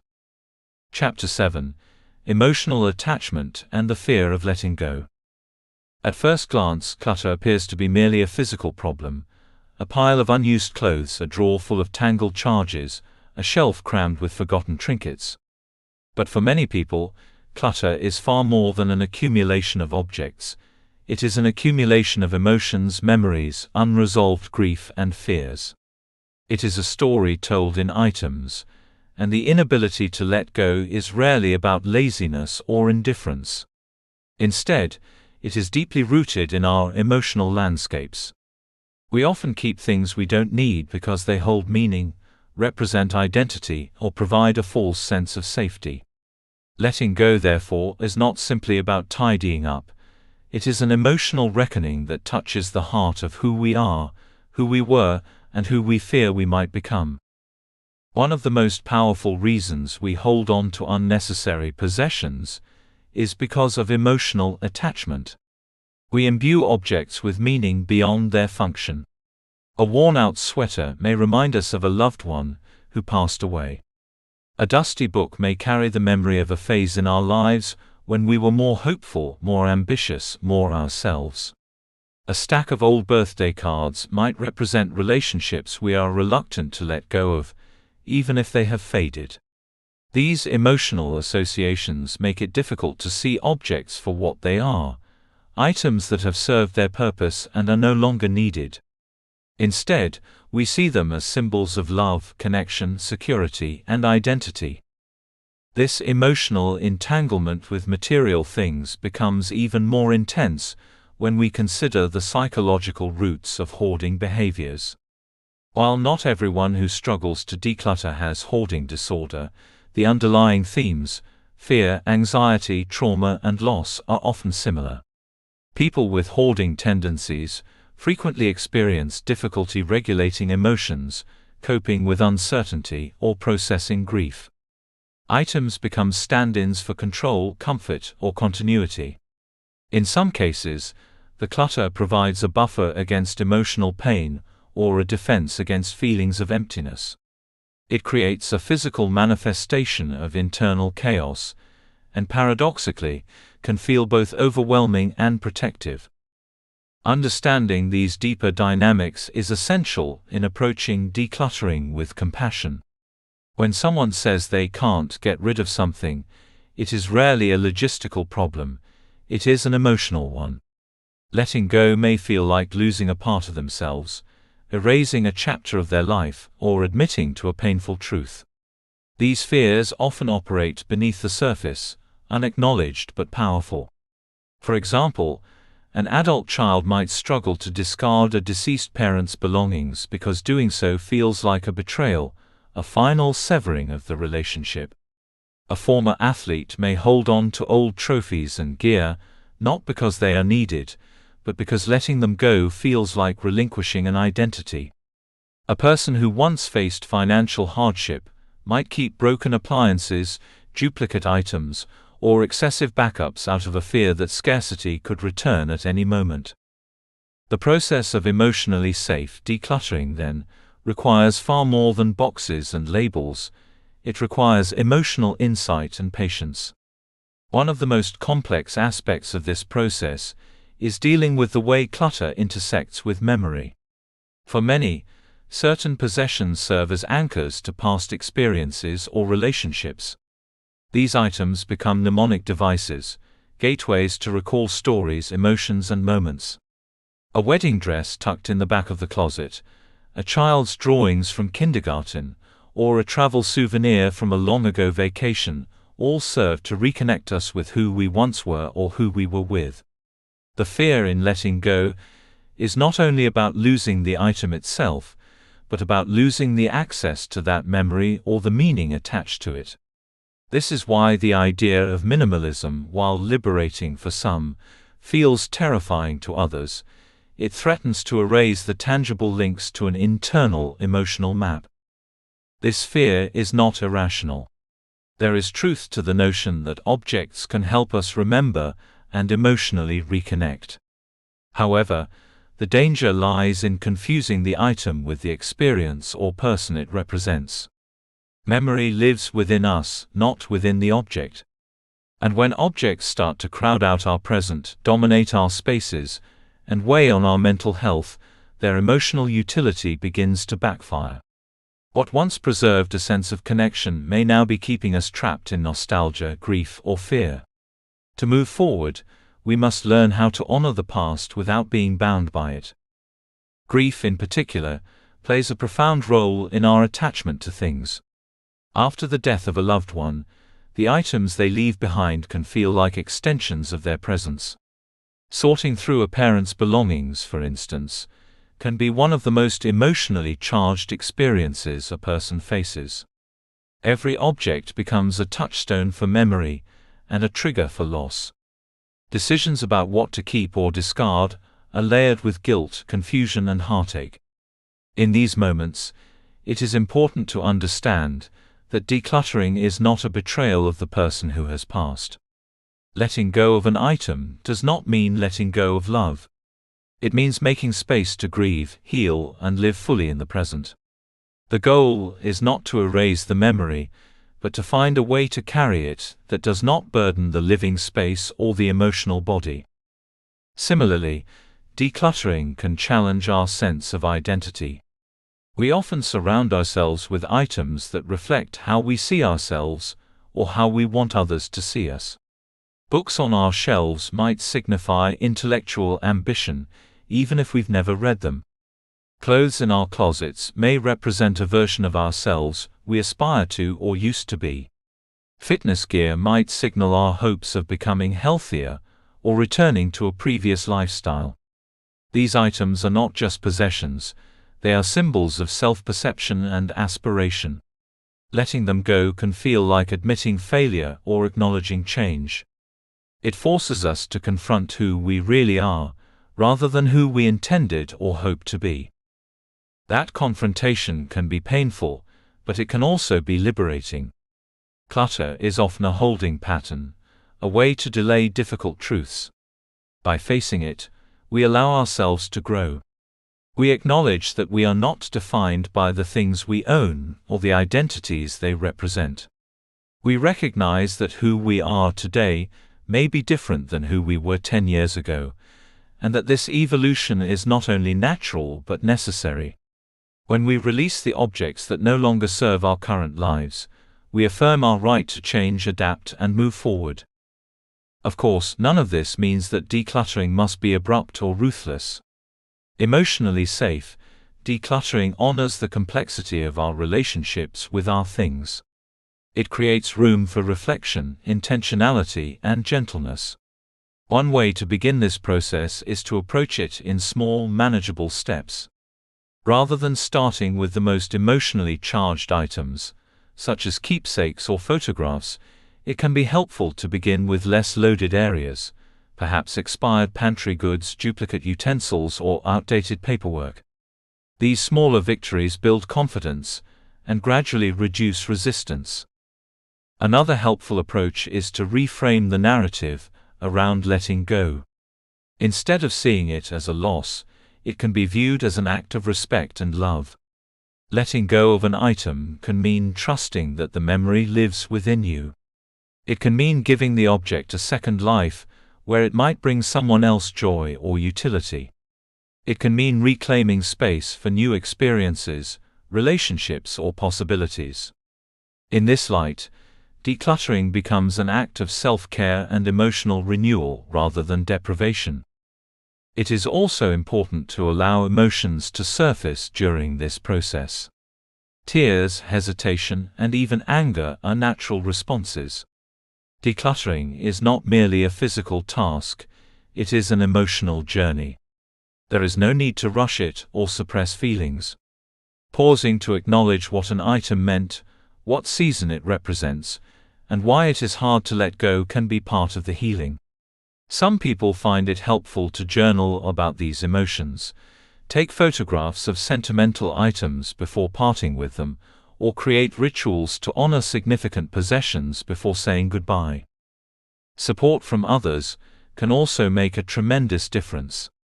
Whether it's a friend, a therapist, or a professional organizer with experience in emotional decluttering, having someone witness and validate the process can ease the burden. Sometimes, just speaking aloud the reason something is hard to part with can bring clarity. Other times, another person's perspective can gently challenge irrational fears or offer a comforting reassurance that it is okay to let go. Ultimately, emotional attachment and the fear of letting go are not signs of weakness, they are reflections of our humanity. They show that we love deeply, remember vividly, and carry our past with reverence. But just as we honor what has shaped us, we must also protect our ability to grow. Our homes and lives are finite spaces, and when they become overwhelmed by the past, they leave little room for the present or future. Letting go is not about forgetting. It is about choosing to live fully now, with space to breathe, reflect, and become. Decluttering, when done with compassion and intention, becomes an act of healing. It allows us to grieve what we have lost, celebrate what we have lived, and make space for what is yet to come. It reminds us that while objects may carry meaning, We ourselves carry the essence of those meanings. And that truth, once embraced, can be a powerful catalyst for emotional freedom and clarity. Chapter 8: Decluttering as Self-Care and Therapy. Decluttering is often seen as a task, something that appears on a weekend to-do list, a seasonal chore, or a necessary evil before guests arrive. Yet, beneath the surface of its practical appearance lies something far more profound. Decluttering, when approached with intention, becomes an act of self-care. It becomes a therapy of its own kind, a quiet but powerful form of emotional restoration. In a world saturated with noise, distractions, and overwhelming responsibilities, the simple act of letting go can be a radical and transformative gesture. It tells the mind that peace is possible, that healing is tangible, and that we are worthy of space, clarity, and calm. The therapeutic benefits of letting go cannot be overstated. At its core, decluttering is not about perfection or aesthetics. It is about reclaiming our environments to better support our mental and emotional health. Every object we choose to keep, and every object we choose to release, sends a message to ourselves about what we value, what we are ready for, and what we deserve. By intentionally removing what no longer serves us, we make room, not only physically but psychologically, for what does. This can be an extraordinarily healing process, particularly for those who have experienced trauma, loss, or prolonged stress. Letting go, or physical clutter, mirrors the internal process of releasing emotional baggage. The two are deeply intertwined. Often, people find that when they finally summon the courage to go through the clutter in their homes, they also begin to confront hidden griefs, unprocessed experiences, or long-standing anxieties. This is no coincidence. Our outer spaces reflect our inner worlds. A cluttered room can be a visual representation of unresolved emotions. As items are sorted, memories resurface, decisions are made, and attachments are evaluated. This introspection fosters growth. It allows people to sit with their discomfort, face their fears of scarcity or change, and eventually emerge with a sense of renewal. The act of choosing what to keep and what to discard becomes a metaphor for healing, deciding which parts of our story we wish to carry forward and which can be gently laid to rest. One of the most significant psychological effects of decluttering is the restoration of a sense of control. In moments of chaos, loss, or uncertainty, our environments can either reflect that instability or become anchors of stability. Organizing a drawer, clearing off a desk, or donating old clothes may seem trivial on the surface, but for someone who feels overwhelmed by life, these small victories matter. They are tangible actions in a world that may otherwise feel out of control. These acts affirm our agency and our ability to influence our surroundings, even when we cannot change everything else. This sense of control is particularly powerful for individuals struggling with anxiety or depression. Depression can rob a person of motivation and energy, making even simple tasks feel impossible. Clutter compounds these feelings, creating an environment that reinforces hopelessness and stagnation. However, the act of cleaning and organizing, even in small increments, can initiate a positive feedback loop. Completing a small task provides a sense of accomplishment, which increases self-efficacy, which in turn motivates further action. This slow momentum builds confidence and helps disrupt the paralysis of mental illness. For people with anxiety, clutter can feel like a swarm of unfinished decisions or unresolved tensions. Removing physical clutter can quiet the mental noise, making it easier to focus, relax, and breathe. Beyond restoring control, decluttering can also be a meditative and mindful practice. When approached with presence and intention, the process of organizing becomes an opportunity to reconnect with the self. Sorting through items requires stillness. It asks questions: do I use this? Do I love this? Does this add value to my life? These questions bring attention to the present moment and invite honest reflection. Unlike the constant distractions of digital life, decluttering draws us into direct interaction with the physical world. We touch, see, and decide slowly and with purpose. This tactile, focused engagement grounds us. It quiets the racing mind and centers awareness on what is here now. In fact, many people describe decluttering as a spiritual experience. It is not uncommon to hear someone say they felt lighter after letting go of things. This feeling is not just emotional, it is somatic. The body feels the release. Tension dissipates. Breathing deepens. The space once occupied by old objects begins to radiate calm.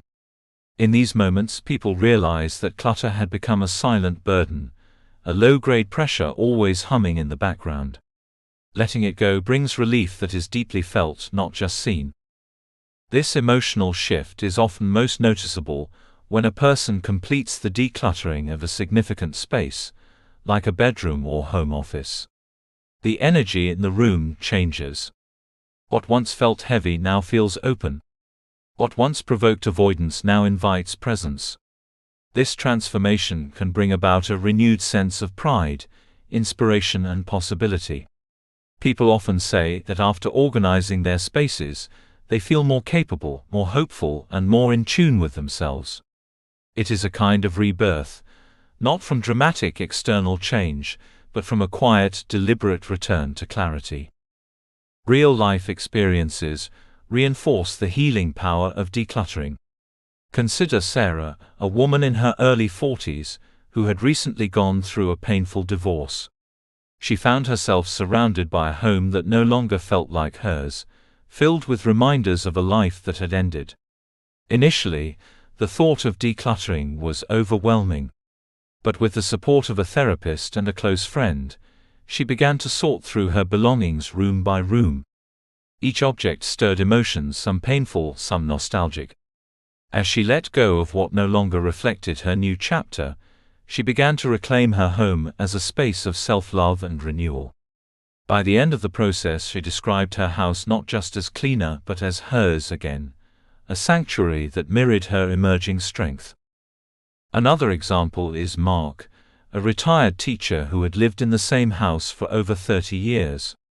His garage was filled with tools he no longer used, teaching materials from a bygone career, and furniture that had fallen into disrepair. As he aged, the clutter became a source of shame and stress. He avoided inviting friends over and began to isolate himself.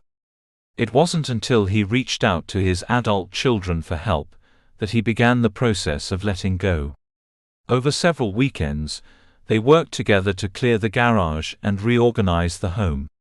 Mark found that as the space opened up, so did his willingness to reconnect with others. He began volunteering at a local school, joined a community gardening group, and started hosting Sunday dinners again. Decluttering had reconnected him not only to his space, but to his life.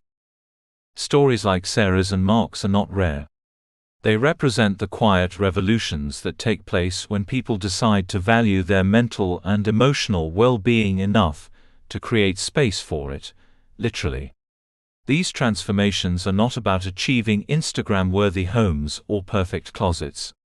They are about creating environments that support the person you are today and the person you want to become.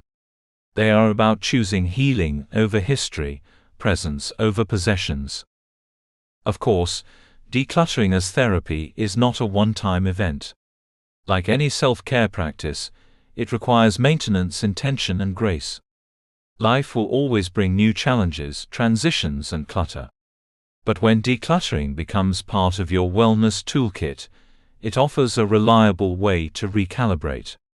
It becomes a practice of checking in with yourself, evaluating what still serves you, and releasing what doesn't. It teaches resilience, mindfulness, and emotional intelligence. Therapists, mental health counselors, and life coaches increasingly recognize the power of environment in emotional health. Some even incorporate decluttering into their therapeutic work. Known as space therapy or environmental therapy, this approach helps clients understand how their surroundings impact their moods, thoughts, and behaviors. When clients feel stuck, unmotivated, or overwhelmed, organizing their physical space often becomes a catalyst for broader psychological change. Just as one might journal to process emotions, or exercise to release stress, one might declutter to reset and restore. In addition to therapeutic value, decluttering is a form of self-respect. It sends a message that your time, space, and peace are valuable. It affirms that you deserve to live in an environment that uplifts you rather than weighs you down. This is especially important for caregivers, parents, and professionals who give much of their energy to others. Decluttering can become a rare moment of prioritizing one's own needs, tending to one's inner world by shaping the outer world accordingly. It becomes a boundary, a declaration, and a celebration all at once. In conclusion, decluttering is far more than a cleaning task. It is a doorway to healing, a gesture of self-love, and a tool for emotional liberation. When approached with mindfulness and compassion, it offers a quiet yet profound form of therapy. It invites you to release what no longer aligns with your values, your truth, and your growth. It allows you to transform not just your environment, but your relationship with yourself. In the spaciousness that remains, you may find clarity, peace, and the gentle reminder that you are worth the calm you seek. Chapter 9: How to Start Decluttering Made Practical. For many people, the mere idea of decluttering brings with it a sense of dread.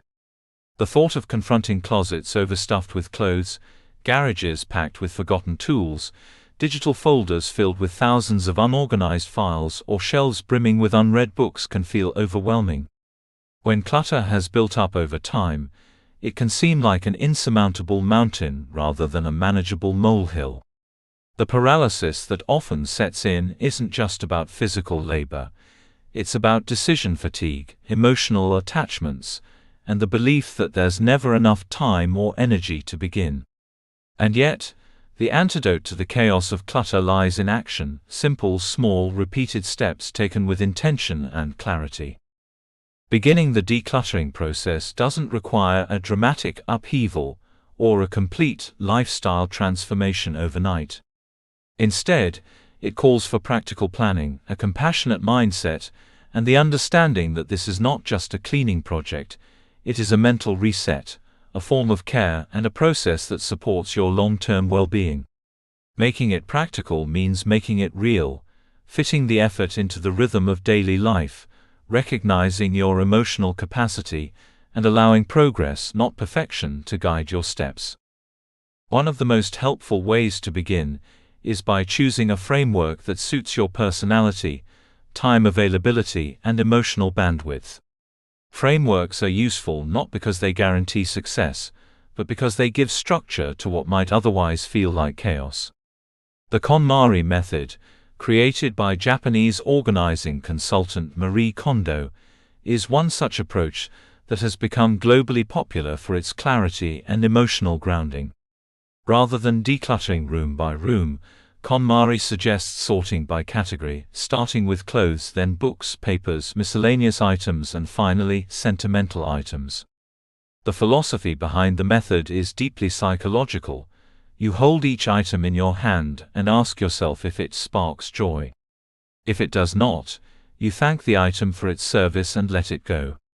While this may sound sentimental or even strange to some, it provides an intentional and mindful way of parting with possessions that often carry emotional weight.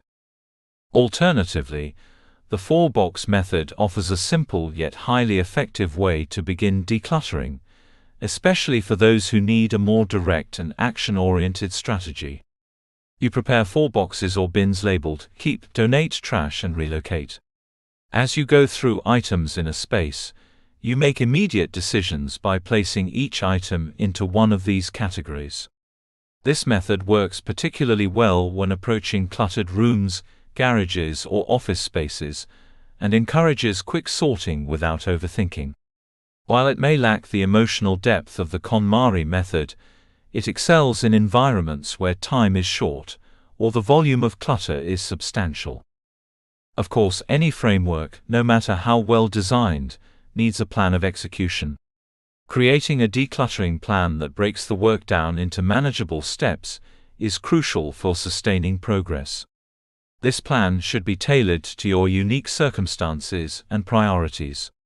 Some people may benefit from a room-by-room approach, focusing on one physical space at a time. This can create a sense of containment and help visually measure progress. For example, starting with the kitchen can offer immediate functional benefits and a quick win, encouraging momentum for the next space. Others may prefer the category-by-category approach, sorting all clothing from every room at once, then all books, and so on. This approach can lead to more consistent decision-making, as it eliminates the variable of location and emphasizes the item's role in your life. Regardless of which planning method is used, the key is to start small. Trying to declutter an entire home in one weekend is not only unrealistic, but sets you up for burnout and frustration. Choose a drawer, a shelf, or a single category of items. Focus on making one area more peaceful and functional. This practice of scaling down the task makes it more approachable and allows you to celebrate small victories that build confidence and resilience. Once you have begun to declutter, the next challenge is preventing clutter from creeping back in. This is where daily habits come into play. Clutter is rarely the result of a single event. It is the slow accumulation of unmade decisions. Mail gets dropped on the counter, receipts pile up in bags, items are purchased without intention, and gradually the space begins to feel crowded once again. Establishing daily rituals of tidiness can act as guardrails that keep you from sliding back into clutter.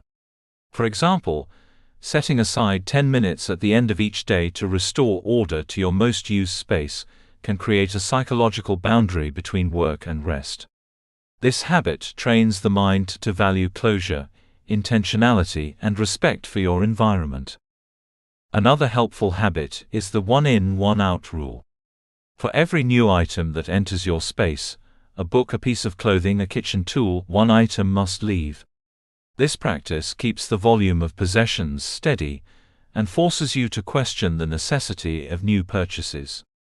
Over time, it also trains you to buy more mindfully, shifting your focus from accumulation to appreciation.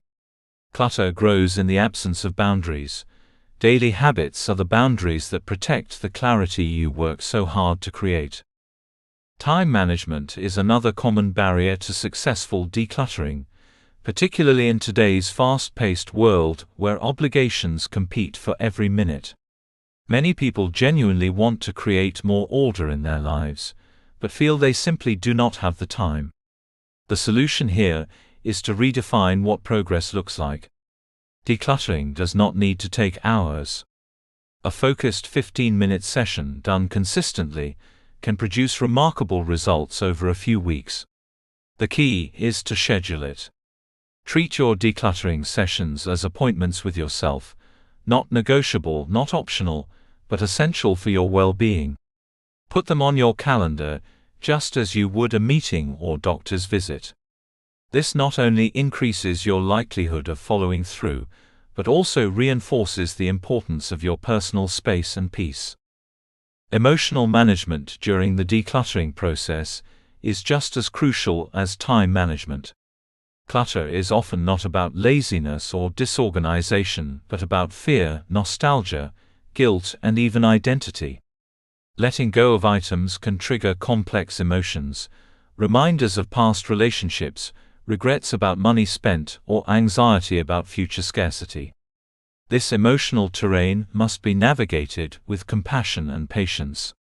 Give yourself permission to feel. You do not have to rush through the discomfort. In fact, acknowledging the emotion can often reduce its intensity. If a particular item feels too painful to part with, set it aside and revisit it later. Progress in decluttering is not always linear. It is a dance between readiness and resistance, and that dance should be respected. It may also help to enlist the support of a trusted friend or professional organizer during emotionally heavy decluttering sessions. Having someone present who can offer perspective, encouragement, or simply a listening ear can make a world of difference. Emotional safety is not often discussed in decluttering, but it is essential. You are not just clearing a space, you are rewriting parts of your story, reclaiming your narrative from the things that no longer serve you. Accountability is another practical tool. Sharing your goals with a supportive friend, therapist, or community group can increase your chances of success. Some people find motivation by documenting their progress on social media, while others prefer the privacy of journaling. However you choose to track your journey, having a record of your transformation can be deeply motivating and affirming. For those who feel stuck at the starting line, perfectionism is often the biggest obstacle. The belief that you need the perfect system, the perfect storage solution, or the perfect mood before you begin is a trap. Clarity does not come from having the best plan. It comes from doing the work, however imperfectly. Accept that your first attempts may feel messy or incomplete. That is not a failure, that is movement. The very act of trying is itself a victory. Give yourself permission to be a beginner, and trust that your capacity will grow with practice. The physical changes that come with decluttering are often the least important. What matters most is what the process reveals about your values, your patterns, your fears, and your desires. Each object you sort through is a conversation with yourself. Each decision you make is an act of self-definition. Who am I now? What do I need? What am I ready to release? These are profound questions, and answering them through action is both clarifying and empowering. Decluttering, when done with mindfulness and practicality, becomes not just a strategy for cleaning but a practice for living. It sharpens your focus, clears mental fog, and creates an environment that supports rest, productivity, and joy. Most importantly, it reminds you that your life deserves space, literal and metaphorical, to breathe, grow, and unfold. As you embark on or continue your decluttering journey, remember that every drawer you clean, every file you organize, and every object you release is a step toward greater freedom. The process is not just about things, it is about how you want to feel and who you want to be. Begin gently, begin simply, but above all begin. Chapter 10: Sustainable Decluttering, Making It Last. Decluttering is not a one-time event, it's a continuous journey that intertwines with our daily habits, values, and interactions with our living spaces. Achieving a clutter-free environment is commendable, but maintaining it requires a shift in mindset, conscious consumption, thoughtful space design, and fostering a culture of order within the household. This chapter explores the strategies and philosophies that underpin sustainable decluttering, ensuring that the clarity and peace achieved are not fleeting but enduring. Maintaining a clutter-free mindset. The foundation of sustainable decluttering lies in cultivating a mindset that values simplicity, intentionality, and mindfulness. It's about recognizing that our possessions should serve us, not the other way around. This perspective encourages us to be vigilant about what we allow into our spaces, and to regularly assess the relevance and utility of our belongings. One effective approach is to establish regular check-ins with oneself and one's environment. Periodic assessments, perhaps monthly or seasonally, can help identify items that no longer serve a purpose or bring joy. This practice prevents the gradual accumulation of unnecessary items and keeps our spaces aligned with our current needs and aspirations. Moreover, embracing the philosophy of less is more can be transformative. By focusing on the quality and functionality of items rather than quantity, we can create environments that are not only aesthetically pleasing, but also conducive to mental well-being. This minimalist approach reduces decision fatigue, enhances focus, and fosters a sense of tranquility. Aligning values with consumption habits. Our consumption habits are a direct reflection of our values and priorities. To sustain a decluttered lifestyle, it's imperative to align our purchasing decisions with our core beliefs and long-term goals. This alignment ensures that the items we bring into our lives are intentional choices rather than impulsive acquisitions. Before making a purchase, it's beneficial to pause and reflect. Does this item align with my values? Will it add genuine value to my life? Is it a necessity or a fleeting desire? Such introspection can curb impulsive buying and promote mindful consumption. Additionally, adopting practices like the one-in, one-out rule can help maintain balance. For every new item introduced into the home, consider letting go of an existing one. This practice not only controls the volume of possessions, but also encourages thoughtful decision-making regarding acquisitions. Furthermore, understanding the environmental and ethical implications of our purchases can deepen our commitment to sustainable decluttering. Opting for products that are eco-friendly, ethically produced and durable aligns with a broader vision of responsible living and reinforces the importance of intentional consumption. Designing spaces for mental wellness. The design and organization of our living spaces have profound effects on our mental health. A well-organized, clutter-free environment can reduce stress, enhance focus, and promote a sense of calm. Conversely, chaotic and overcrowded spaces can contribute to anxiety and overwhelm. To create spaces that support mental wellness, consider the following principles. Functionality.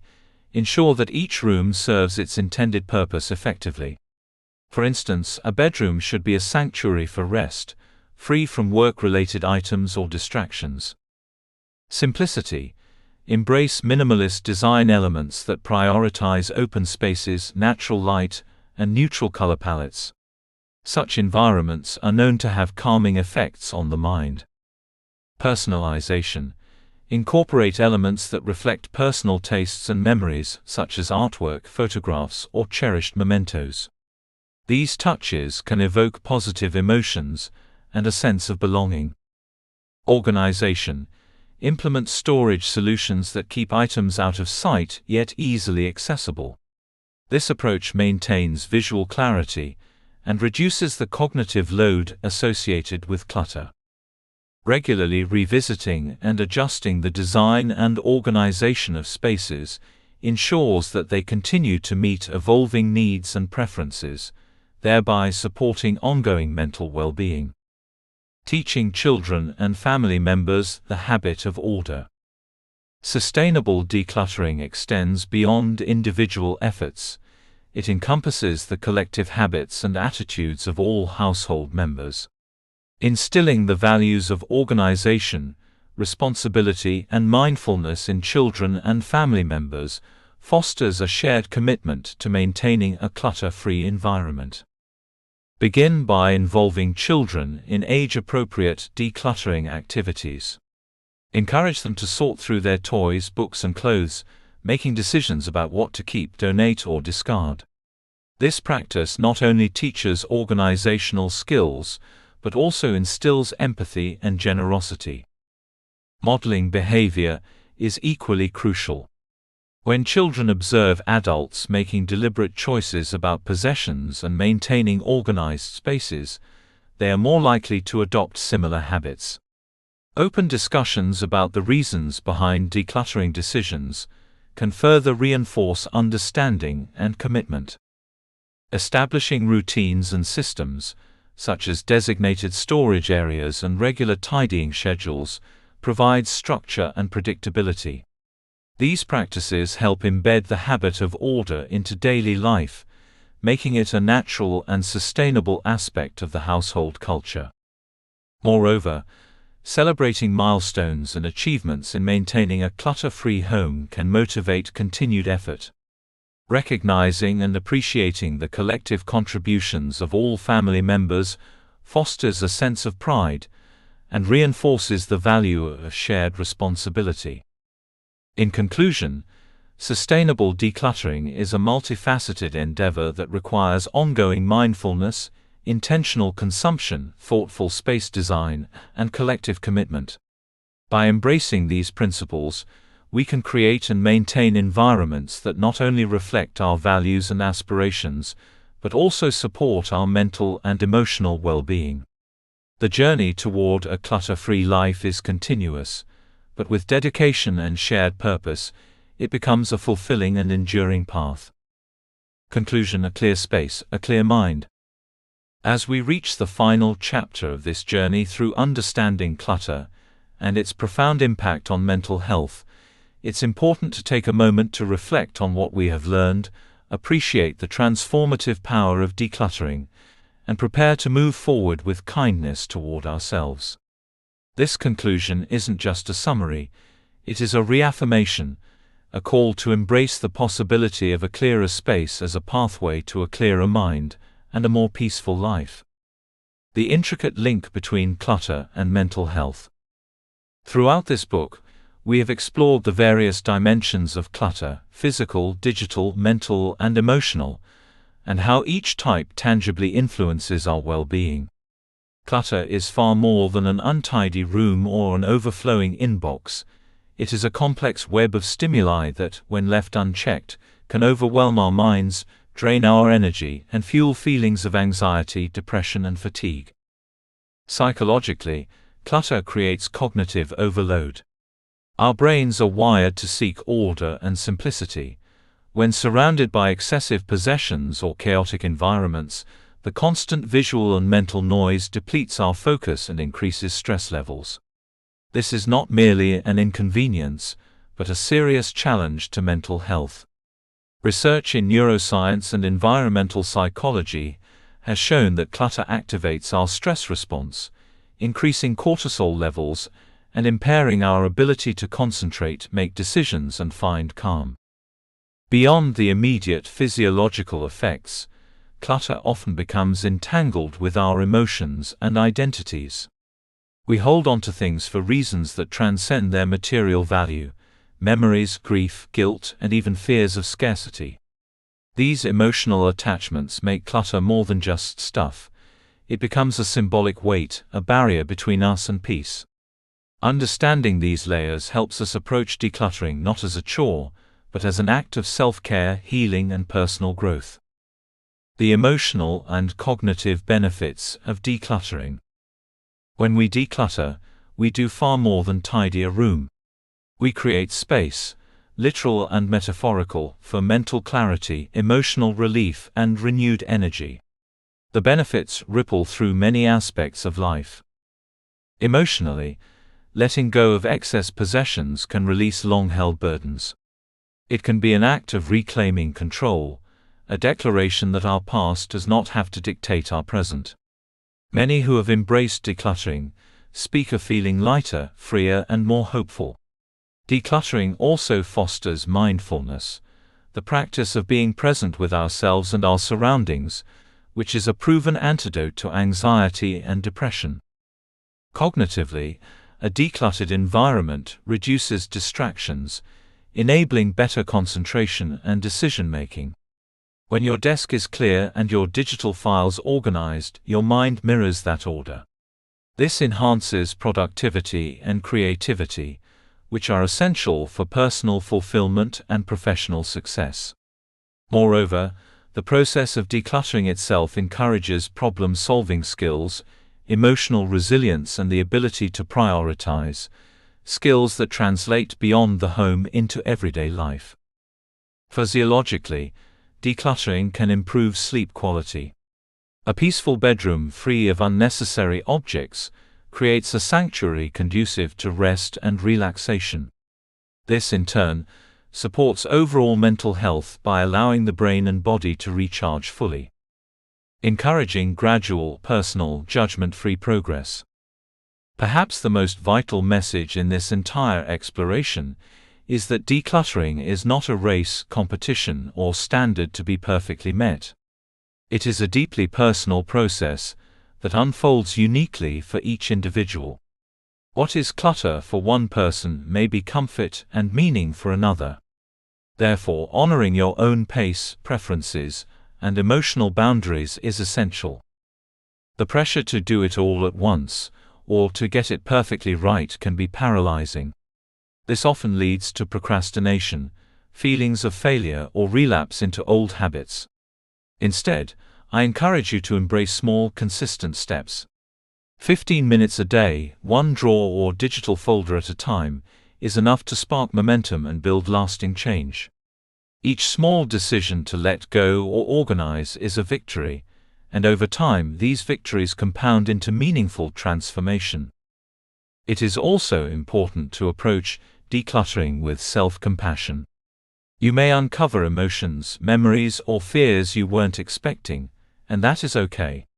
There is no timeline for healing or for creating the ideal space. Celebrate progress, however incremental, and gently redirect yourself if you stray. Your value is not measured by how much stuff you own or how spotless your home is. It is inherent and unchanging. Avoid comparing your journey to others. Social media often showcases perfectly curated spaces and rapid transformations, but these are snapshots, not full stories. Your journey is valid and worthwhile, regardless of speed or scale. Judgment-free progress frees you from guilt and empowers authentic change. Final words of motivation: you deserve a peaceful mind and space. In closing, I want to remind you of the fundamental truth that underpins every word in this book. You deserve a peaceful mind and space. This is not a luxury or an indulgence. It is a basic human need and a foundation for health, happiness, and flourishing. Creating and maintaining a clutter-free environment is one of the most powerful gifts you can give yourself. It signals respect for your own well-being, your time, and your energy. It creates an environment that supports your dreams, your relationships, and your capacity to face life's challenges with grace. There will be days when clutter creeps back in, when emotions cloud your progress, or when motivation wanes. This is natural and part of the process. Remember, decluttering is a journey, not a destination. Each day is an opportunity to choose clarity, calm, and kindness toward yourself. You have already taken steps by engaging with this book, by seeking knowledge and understanding about the connection between clutter and mental health. Now let that knowledge fuel your actions, not in a rush or under pressure, but with gentle resolve. Imagine waking each day in a space that feels open, light, and welcoming. Imagine your mind feeling similarly spacious, free from overwhelm, indecision, and distraction. Imagine the mental energy and emotional balance you can reclaim when your environment supports rather than competes with your well-being. This is within your reach. Start where you are, with what you have and who you are right now. There is no perfect moment but this moment. Honor yourself by creating the space you deserve, inside and out. Your mind is precious. Your peace is worth fighting for. Your life is meant to be lived fully and freely, unburdened by clutter and its silent weight. Here's to your clear space, your clear mind, and your bright, unencumbered future. Thank you for reading this book. If you enjoyed it, please leave us a review. Margaret Light. Disclaimer: this book was created with the assistance of artificial intelligence. While every effort has been made to ensure the accuracy and relevance of the content, readers should note that the ideas and perspectives presented are generated by AI and should not be considered professional advice. Readers are encouraged to apply their own judgment and consult experts where needed.